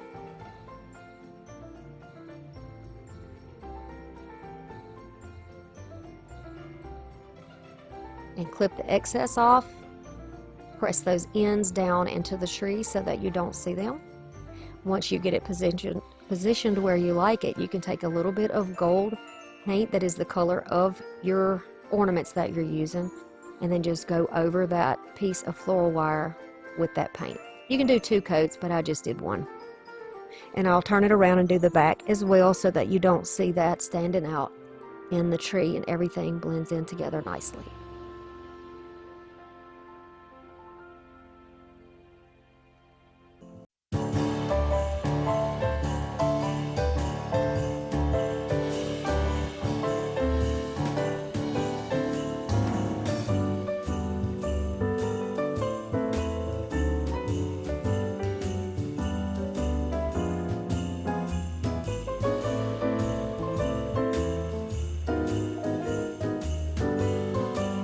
Other side if you feel you need to. The next one is a Dollar Tree cookie box. Now this is my favorite one. This was so much fun. Taking a sign from the Dollar Tree, some paint, I got gray and silver, and a rough brush. Then I have some latte paint. I have a little hanger, I'm not sure where it came from, and then these little wood pieces. I am going to start off by painting the wood pieces on the top and on the sides. I'm going all the way around there. This color reminds me sort of like gingerbread. or maybe like a cookie, you know? That's the feeling I get from this color, and I like the idea that it's close enough to the wood color that you can put on top of there, and it doesn't, like, you know, it kind of looks like a cookie. I don't know what words I'm trying to use today. Words are hard. They're hard. So just like that, I'm going to do all of the cookies like that. You don't need any on the back side. For this sign, we first need to break this glue seal that goes around. Be very careful if you're going to use the knife. Keep your fingers, thumbs, all that out of the way. You can use your heat tool or a blow dryer to put on the back of it to loosen the glue, but I found that doing it this way helps me to get a nice clean break on the back so that I don't peel everything off or break when I'm pushing down. Then I'm just taking my thumbs and pressing and holding on to the frame so that I can push it away evenly. And then I'm going to peel off this, and this is where those little foam pieces came from. There are little nails in the back of some of these signs, so just use a little puller here, feel for the nails, and just pull them out, or staples, whichever one. I've decided we're going to use the back of this sign as our front. After you take off your sticker, go ahead and use your gray paint first, and this is dark gray, and I'm going to color the whole thing and let it dry. Only one coat. Then I'm going to take this silver. I'm going to use my little chippy brush, and I'm going to pat most of it off and then just dry brush across in one direction. I kind of want this to look like a cookie sheet. Not exactly, but you know, kind of like a piece of metal, kind of like a cookie sheet.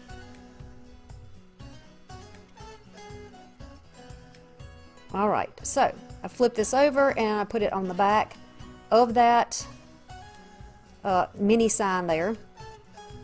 I have no idea where I got that sign from. I've had it forever. Once the cookies are dry, we're going to start filling them in.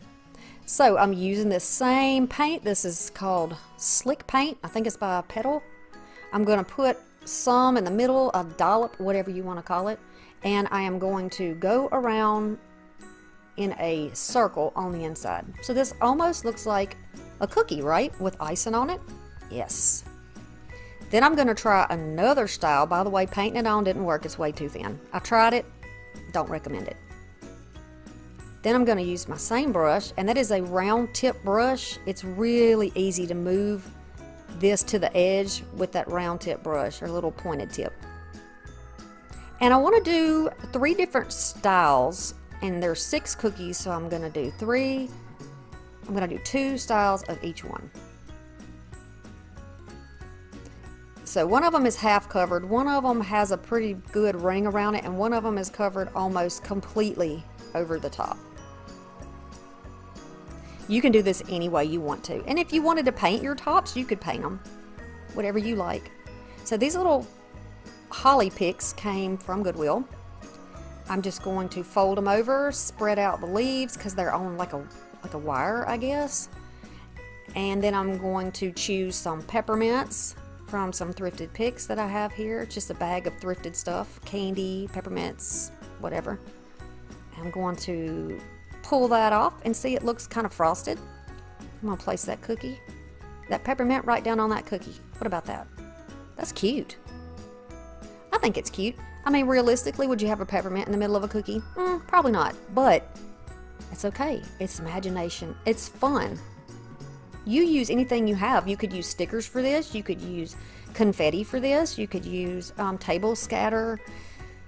You could just paint the top of your cookies with a paintbrush and paint if you wanted to. But I think these look very fancy. Party cookies, hors d'oeuvres. Kind of mid-century modern with the little holly on there. Cute.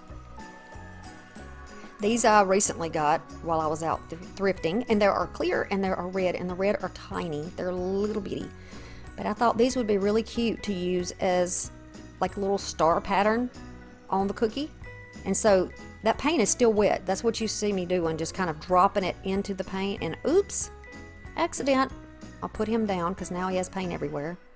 So I've got 4 here, and then I'm just going to tap them down in there, and I'll add one right into the middle.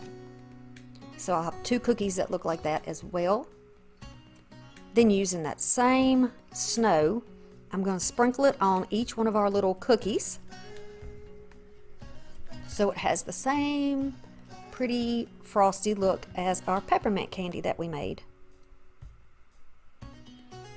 Can you see these in Mrs. Claus's kitchen? I can totally see these in Mrs. Claus's kitchen.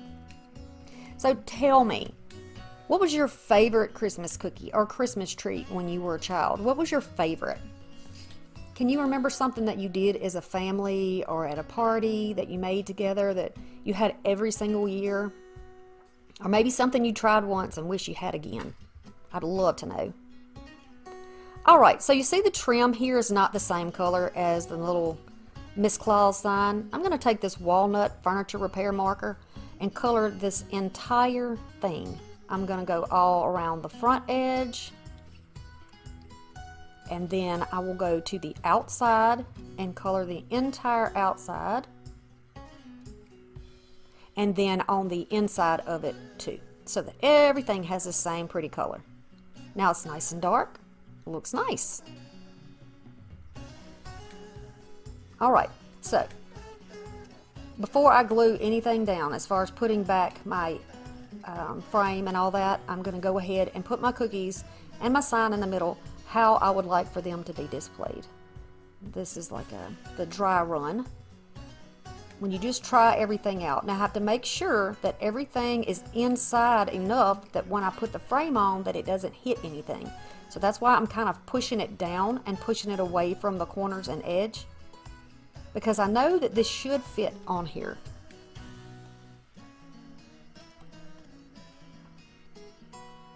But I have to test it out to be sure. And this looks like a pretty good setup to me. But my cookie sign is just a little too low down.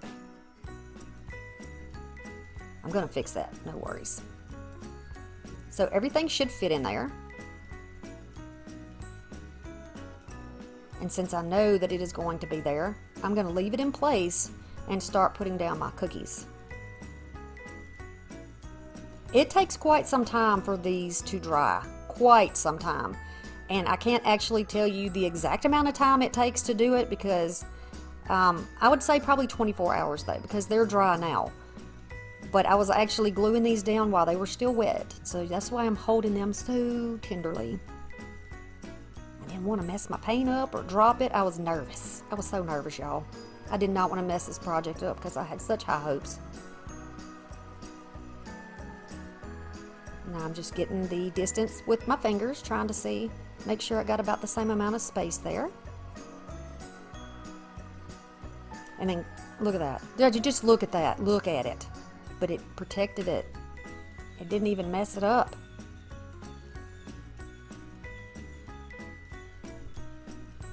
Oh, the birds are happy today. I wonder if y'all can hear those birds. It's such a beautiful day. All right. Going on to that next corner, and then I put the middle in last. That's usually the easiest way to do it if you want to make sure that you get your spacing right. So I'm going to put it down there in that glue also.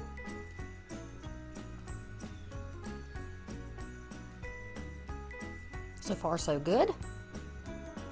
And then I want this to stand up taller. So what I'm going to do is peel off those foam blocks, and I put those in another project.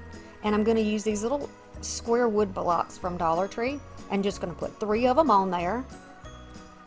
And then I will glue it down.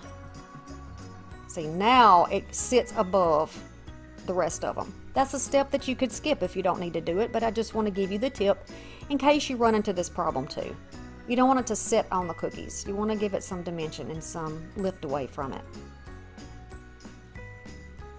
I'm kind of getting it centered first, and then I'll press it down. I did go over that sign, the Miss Claus sign, with the same color marker as I did the frame. So just keep that in mind. Now everything matches. Mrs. Claus's Cookie Company. Is that not the cutest thing? Oh, I'm very happy with this. And I believe in you, and I believe that you can do these projects just like I can. Use your imagination.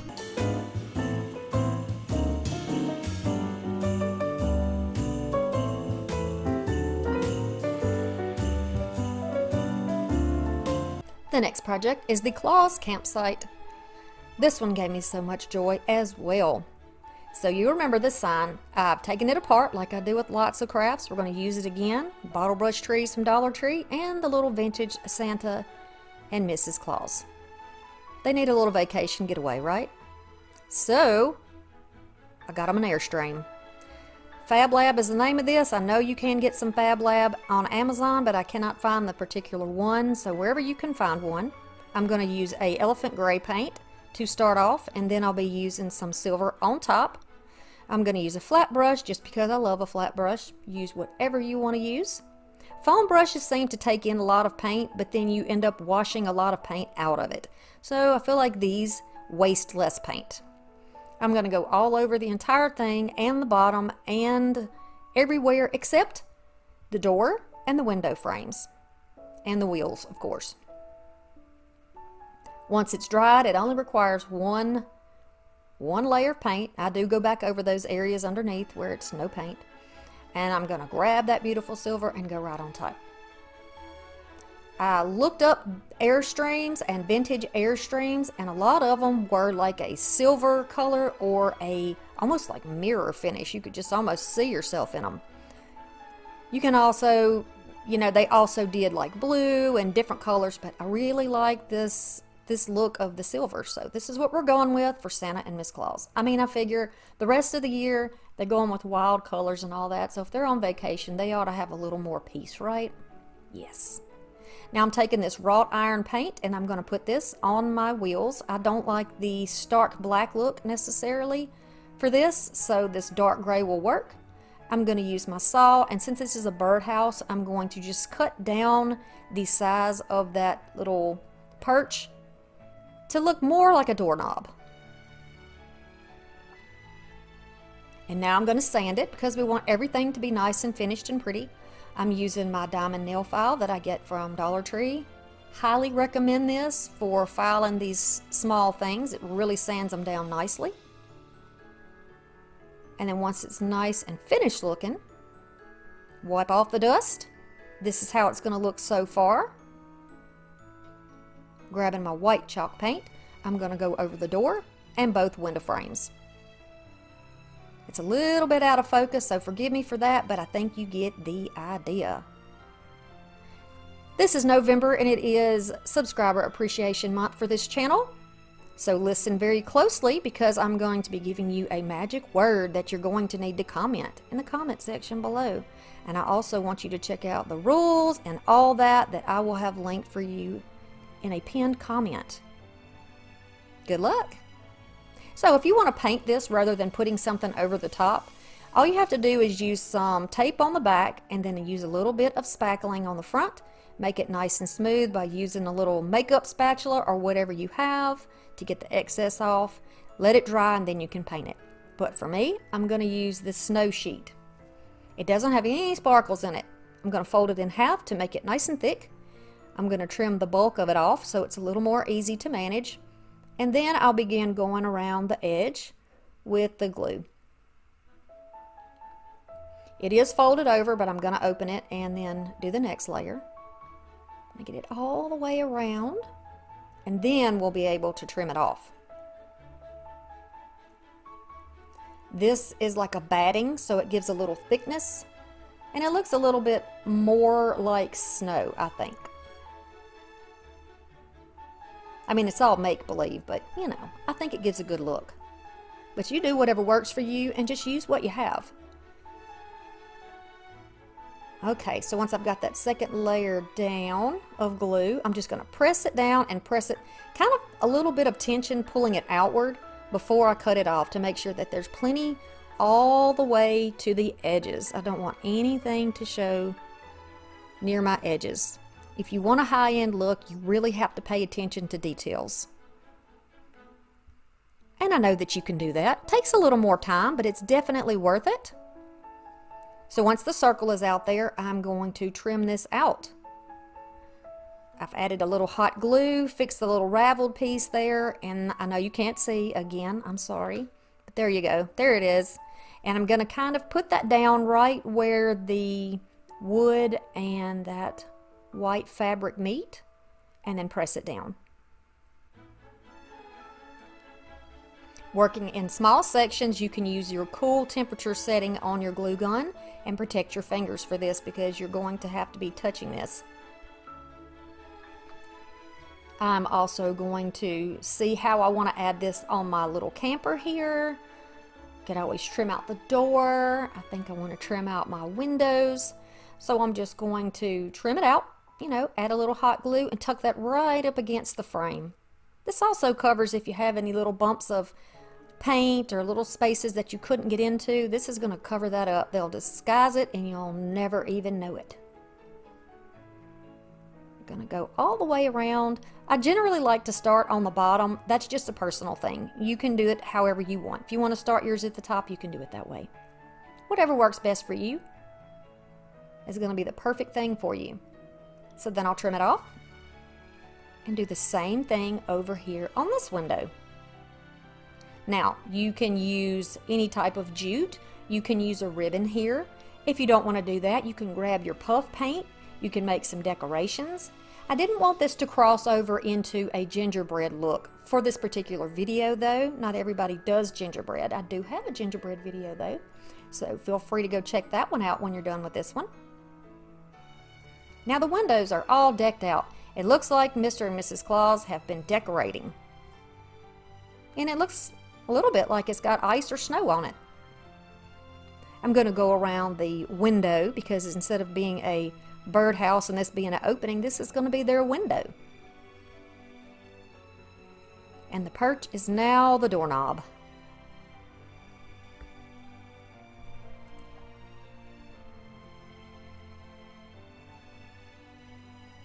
If there was any way to get on the inside, I could have done like a stained glass look, put like a little curtain in there. That would have been precious. And then trim off. There are just so many options in crafting, right? So many different ways you can decorate with colors and textures. So my little trees here, I'm just going to give a quick little wrap with the same cord. It sticks in there without needing any glue.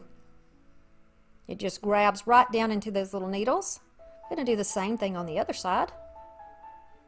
And trim it off.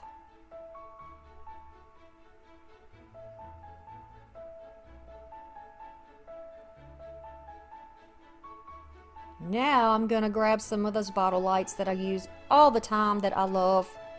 And fortunately enough, I found a big old pack of them when I was thrifting, so I've still got some to use. And then I use them from project to project, so I just kind of reuse them over and over again. All I'm doing here, I know it's difficult to see, all I'm doing is wrapping the lights around that silver cord. That's all I'm doing. And I'm going to wrap it around just enough. Probably, I think I do like a strip of about 7 or 8 inches, and I go back upon itself, go back and forth until I get it back in the middle. And then that way I know exactly how much room I have to wrap it around my trees to make sure I have enough.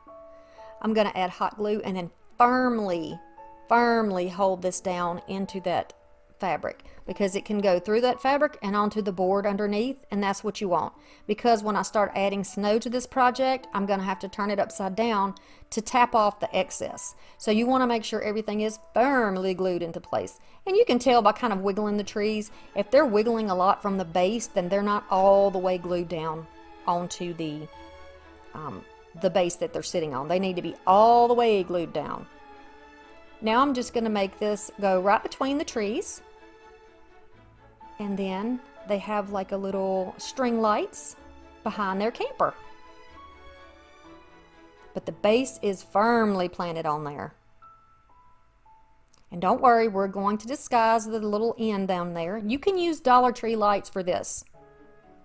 Now to make a better base to glue this down, I need to make a little raised area so that it will actually touch without me gluing down the wheels. I want a wider piece so that this really doesn't fall. So I'm just using the handle from a foam brush to put up under there, because I save that kind of stuff. You know how crafters are, we save it. I'm going to paint it gray, let it dry, and then we can start adding on the glue.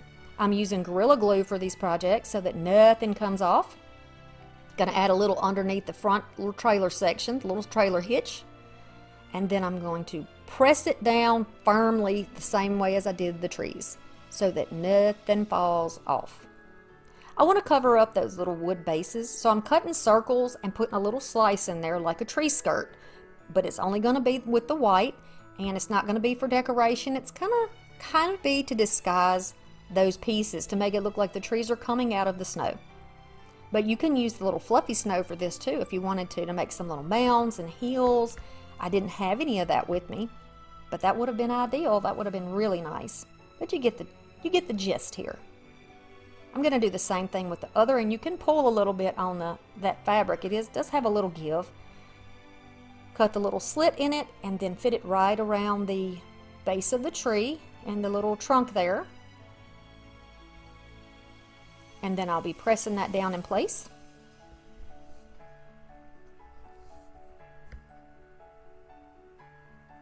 And then adding a little bit of glue so that it doesn't come up from the bottom.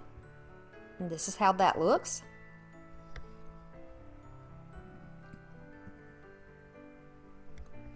Now I'm going to glue down just a little scrap of that fabric onto the top of this. Now if you have the little square box from Dollar Tree, you can do the same thing. You can cover it up, or if the box is small enough to go under whatever birdhouse or little piece that you use, you can slide it underneath.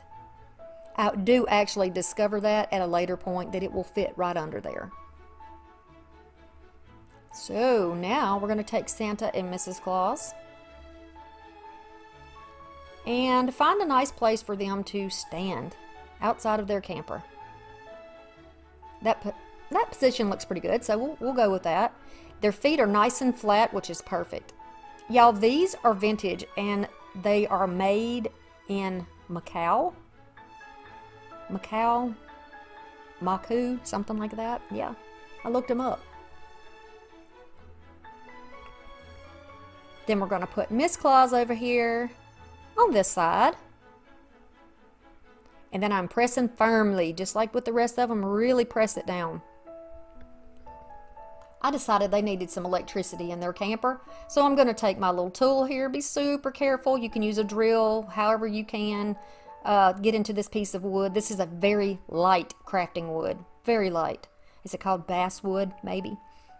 And then I'm going to just take another one of those string lights and just feed it right through here. Now when I first started doing it, it was trying to come out the window in the front, so I just poked it back in there.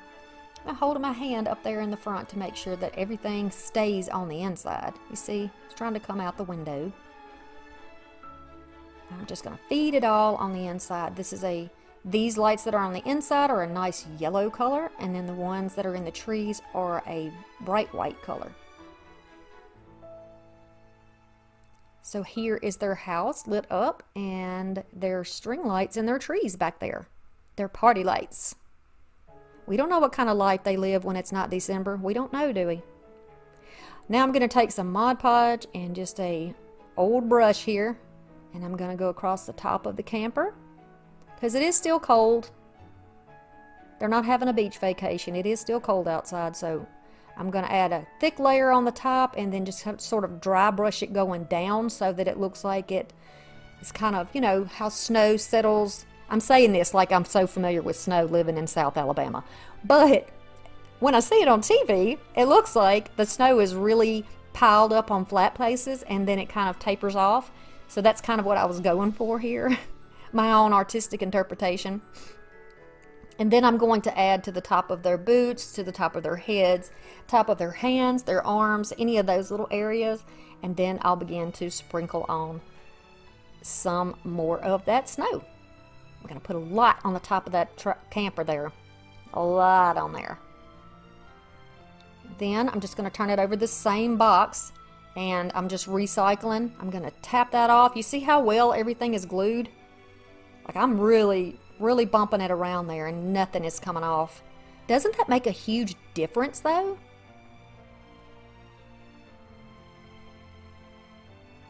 Now I noticed that it's such a silly thing, but to me I just thought, you know what, I'm a short person and I always appreciate a step to get into things. So we're going to make a step to go in the front here so that the Clauses don't have to jump into their house.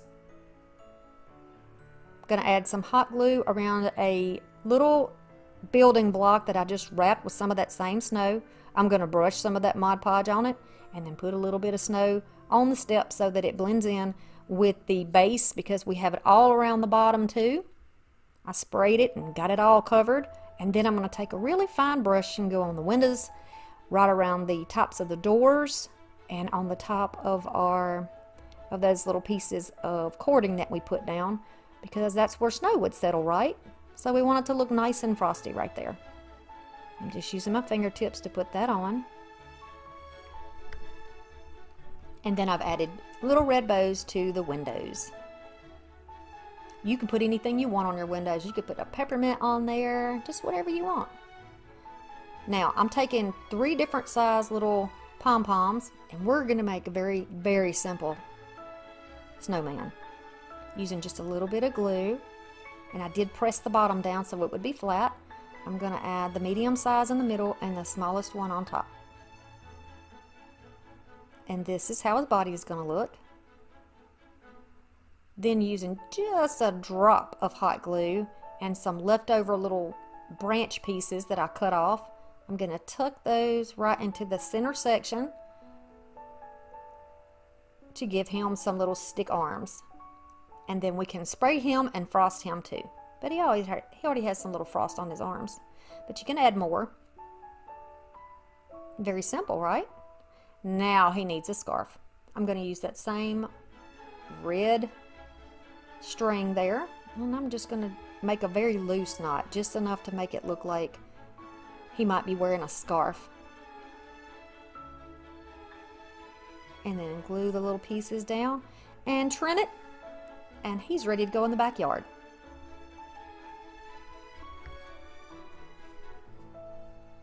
Now, that scarf is not too long anymore. I'm trying to decide where I want to put him. I think I'm going to put him right here. It's between the camper and the tree. I'm going to add some hot glue on that bottom section and just place it down. I'm just pressing on the bottom section so that it didn't fall apart. And this is how that will look. You can see a little frosty in the background.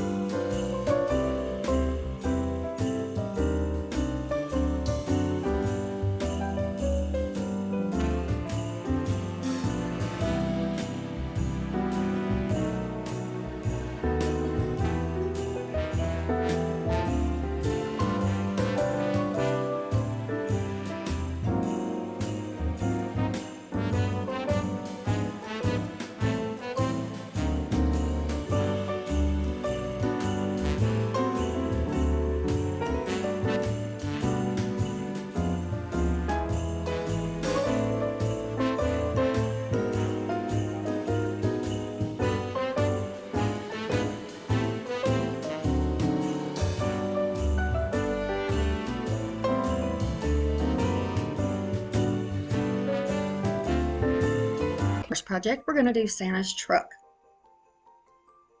This is a little sign we're going to make. So we're going to use these window clings, and I got these from Walmart for 98 cents. So I thought that was a really good buy. And they are from this year. So hopefully you can find some of these. I'm going to use some of this tinsel garland that was left over from something else. I'm going to use 2 of these wooden ornaments and a sign from Dollar Tree, which is pretty on its own, but it's the perfect size for what I want to do. I'm going to use Mod Podge and some Martha Stewart paint in Sandcastle, some paintbrushes, and you know I always add other stuff. So we're going to take the tag off, we're going to take the hanger off, and then I'm just using a very thin spatula to go around underneath the edge of the border, and I'm going to get also underneath the paper and just kind of start to pop these off. I don't want to break them, and they're not real wood, they're just MDF. so I don't even know that I could repair them if I broke them. So after the edges come off, the paper peeled off pretty good. I think it came off pretty good. Sometimes it's a challenge, but this time it was fine. So that's going to be the front now. That's going to be the back of it's going to be the front. There we go. So I'm going to take some of that paint and one of my favorite brushes, and I'm going to go all over this board. One coat, and I'm not going to make a solid coat. I want this to look like it has a little age, like streaky paint, and that looks good. I chose this color paint because it happens to be the same color as the background on the cleans. So now I'm taking some of this paint, this Waverly, and it's like a glitter paint. It's supposed to be, but I honestly couldn't see the glitter. And I did shake the bottle up, so I don't know if it has more to do with technique. I just finally started adding like a bigger amount and just not smearing it out so far. Kind of leaving it kind of chunky and thick and just working in small sections at a time. And then after 2 coats, this is how it looks. And it does not give me the look that I want, so I'm going to fix it with glitter in a bit. Here's my daughter's little nutcracker that she made. All of it by herself with no help from me. She always likes to share her goodies with y'all. Okay, so now we're moving on, and I have chosen this one, Santa in his truck with the little reindeer in there. And you can see that the background on that clay matches perfectly to the paint that I put down. If you don't have the paint though, you can get your scissors and just trim along and cut that extra off, because it will show up if you put it on white. Now I'm going to use my glue stick, and I'm going to put it down on here, making sure that I leave enough room on all the sides to get the border back down without cutting my picture off. And I'm just going to use the Mod Podge squeegee and go over this window clean. I love the pictures. They're so vintage looking to me. Okay, so now all of those are dry. I'm going to take some Mod Podge. I'm going to add on all of these little pieces of border trim, and the holes where the hanger was, I just filled it up with that paint. And it dried without leaving a big mess in there. So I'm going to put this on top of it so that I can add my glitter to it. But you can use school glue if you would like. Got to put it on kind of thick to get the glitter to stick to it, just in my experience. Now I always start off by sprinkling a tiny amount and then adding more if I need to add more. I try to conserve my product. Helps save money when you do that. Also, by doing it on a napkin, you can just take that napkin and pour it in another container, and then you'll have some red and green glitter. Once it's dry, you can start putting your pieces back down. And I did kind of give them a dry fit to make sure that they were going back in the right places. I'm going to glue it down and hold it, because sometimes when you paint that MDF stuff, it kind of bows a little bit. So I'm just going to hold it in place for a minute. I did all the edges, and now I'm going to move on to this pretty glittery Merry Christmas piece. And I'm just cutting the hanger little loops off because we don't need that. And I think I like it like this. Now I've got this glittery poinsettia. I'm going to cut the little stem part off so that I can get a flat surface, but I'm going to add glue down in that hole and around it so that it doesn't slip and fall apart. They're made in layers, in other words, and the layers will come apart if you're not careful. I'm going to take the same Mod Podge and then go around my Christmas tree, because I had so much fun with the glitter on the border that I decided I'm going to add some to the sign. You certainly don't have to do this if you don't want to. If you don't like the glittery and the busy and all that, you don't have to do it that way. You could certainly just have left it like it was. But this is all about vintage inspired, so I'm going to show you my interpretation of what that looks like. So I'm going to shake this can on here with the green. Then I decided I didn't have enough of an opening there, so now I'm shaking it down. Got a really thick look now. I tap it around, bop it around on the corners to make sure that paint sticks. Turn it upside down over a trash can or a bowl, depending. And then it will look like this. I'm going to go over the wreath that's on the front of the truck with the same green. Put it on pretty thickly so that my glitter will stick down.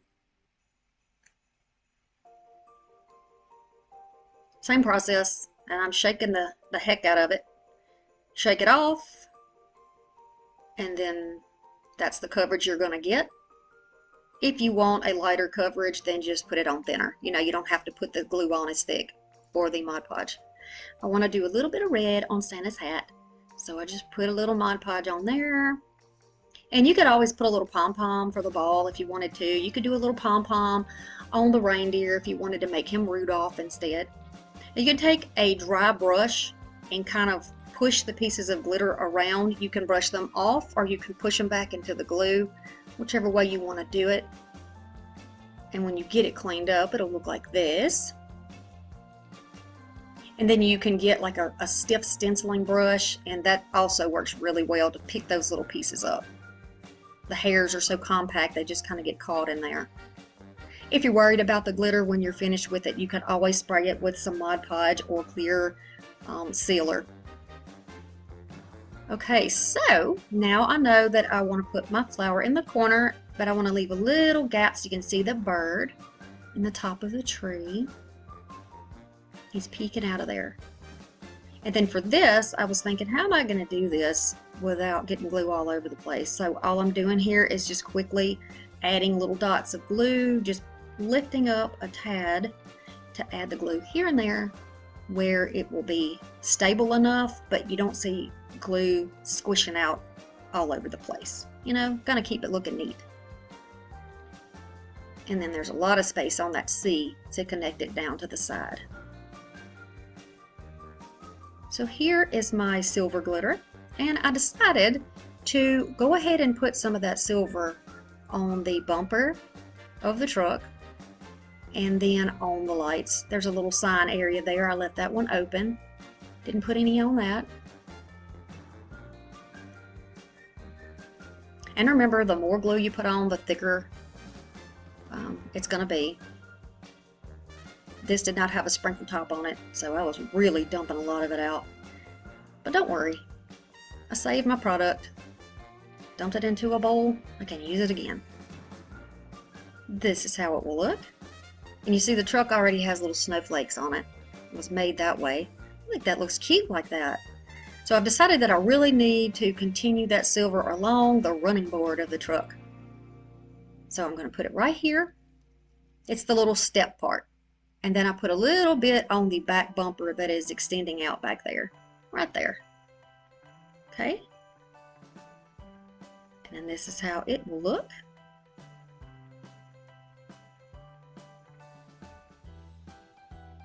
Now, I don't want to have this as a hanging sign. I want it to stand, so I'm just going to take some building blocks. Now, these are bigger than the ones that came from Dollar Tree, but you can certainly use the ones from Dollar Tree, but you would probably want to do 2 of them side by side so you have enough of a flat surface to balance this sign. It's not heavy, but it potentially could be top heavy depending on what you put up there on the top of your sign. So you want this to be stable, and this certainly is stable. Now I am going to make 2 different kinds of bows. So this is a shoestring bow, just as like when you tie your shoelaces.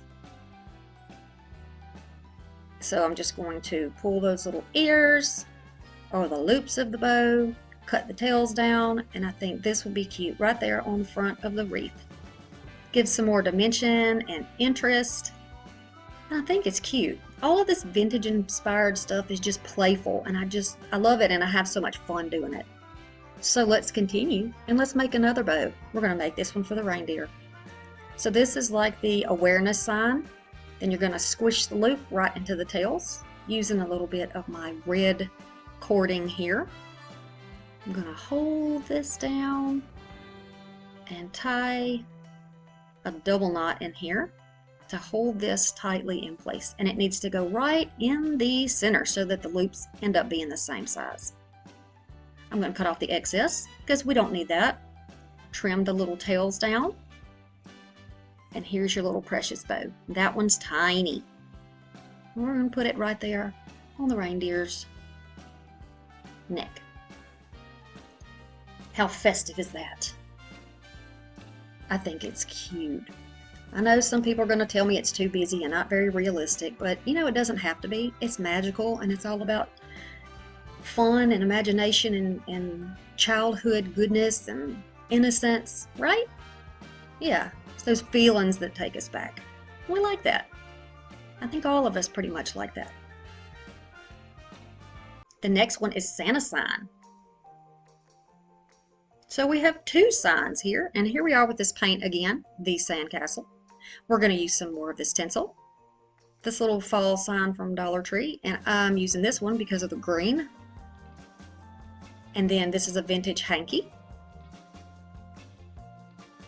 And an embroidery hoop or a blanket hoop or whatever you want to call it. It is a 10-inch hoop. It's thick. I got this from the thrift store, but you can pretty much get them wherever you buy craft supplies. I'm going to add this down in the middle, and the goal here is to get the paint on the inside of the ring and on one outer edge. Because this is going to be on the inside, you don't have to paint the outside, you'll never see it. I'm going to add this hanky right down. Well, it's a hanky or a napkin, probably a napkin. And I'm going to press it down so you can't see the outside at all. What you can see is the painted inside and the edge. I'm going to screw it down so it's tight, and then I'm going to go around and try to cut off just a little bit of the extra because it helps me to be able to work with the fabric if I don't have so much to move around. I'm going to put little slits around the block where it attaches and then glue that section down.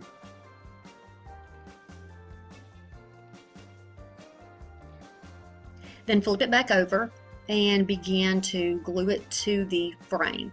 So you can see here that I'm just going to put some glue here and work in small sections and then just pull and press that down. Protect your fingers. My glue, for whatever reason, is not really hot right now. I can't feel it, probably because it's freezing cold. So I'm just going to continue around here, pressing, pulling, pressing, almost making little darts or little tucks in here so that we have a nice uniform clean looking edge. Continue around all the way until you get back to your starting spot. And then when the glue is cool, you can take your scissors, lay them sideways, and begin to trim off any excess so that you can neaten up the back. I'm just going to grab that brush. It still had some paint on it. I'm going to go over the edge here and on the back. But this step you could really skip because you can't see it with what I'm going to do. Just an option. Now I'm going to use the tinsel on the inside, so I'm starting in the bottom center and I'm going to put the glue on the frame itself. I'm not aiming to put it on the fabric. I don't want a bunch of mess showing through. I don't want you to be able to see a lot of glue on the back side. So I'm just going to tap it down and continue around doing the same thing. I'm aiming toward the frame part rather than the fabric. But it doesn't matter if some gets on there, but you know, it's going to stick better if you're sticking it to the wood, I think.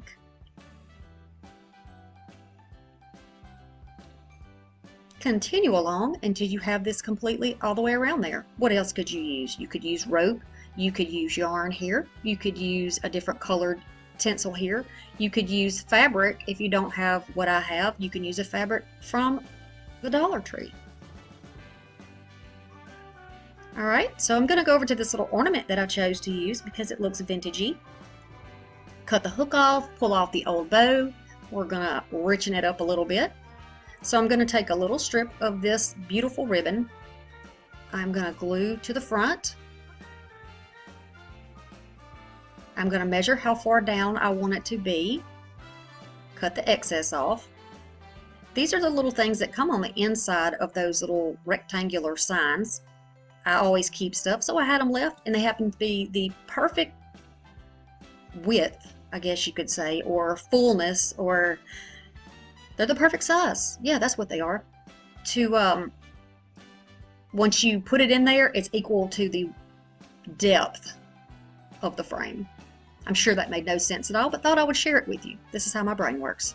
Okay, so I just measured to make sure I was in the center based on the bottom where it is attached. I've glued it on the back side. Now it looks like it's hanging, right? That's the idea. Going on to the third bow I'm showing you in this video, I'm just looping this over on itself again and again until I have 3 loops on the left and 3 loops on the right. Taking another piece of that red rope or twine, I'm going to tie it in the middle. The first time if you tie it, you can move that knot back and forth until you get it where you need it to be. And then you lock it in with that second knot. Tie it really tight. You can kind of fluff out your bow a little bit, see what that's going to look like. I pulled the tail out and I'm pulling out the 3 loops on each side. You know, if you didn't want to make a bow, you could always use Christmas bows that, that you use to decorate your boxes and packages. You could use that.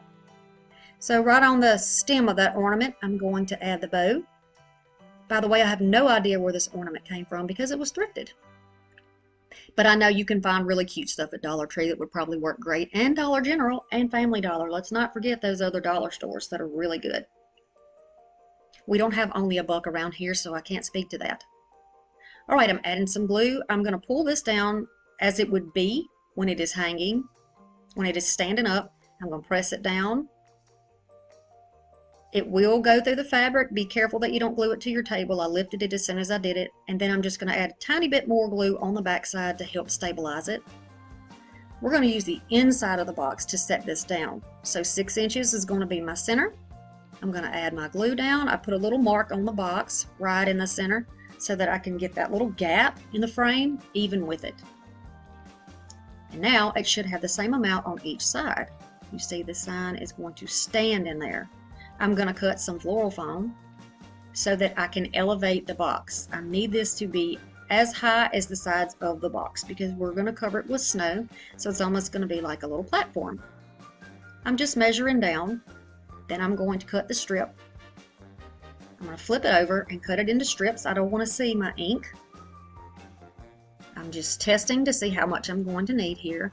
Then I'll start adding my glue. I know it's a little blurry, but I think you kind of get the idea of what's going on.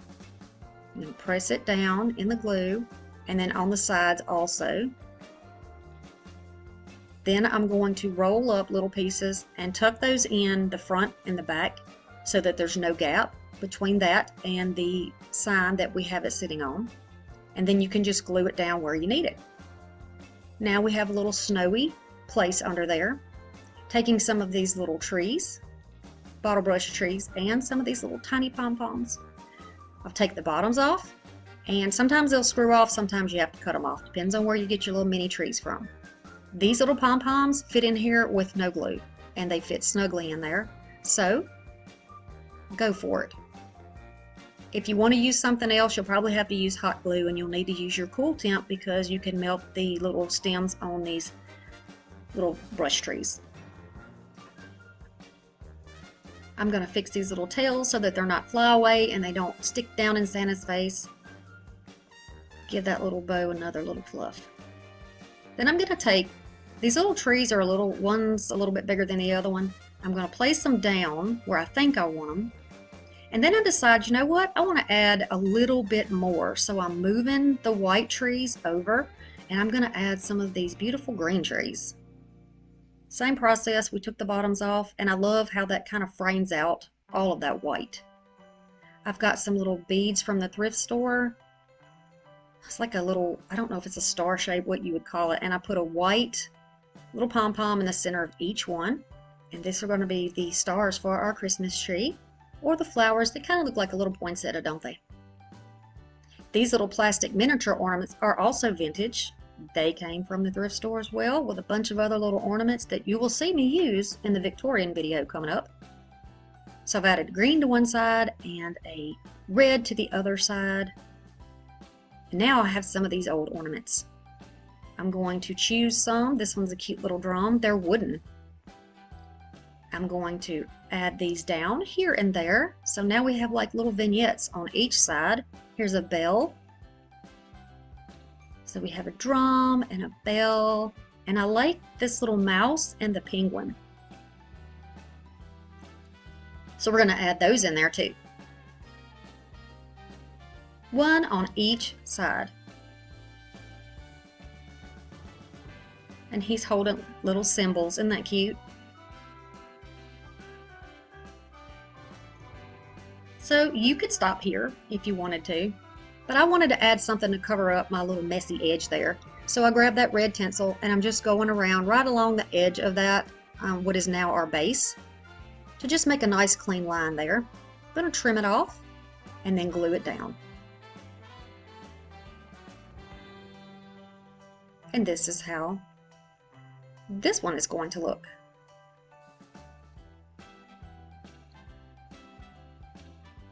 There's so many ornaments in that bag. I have so many cute little things that I found.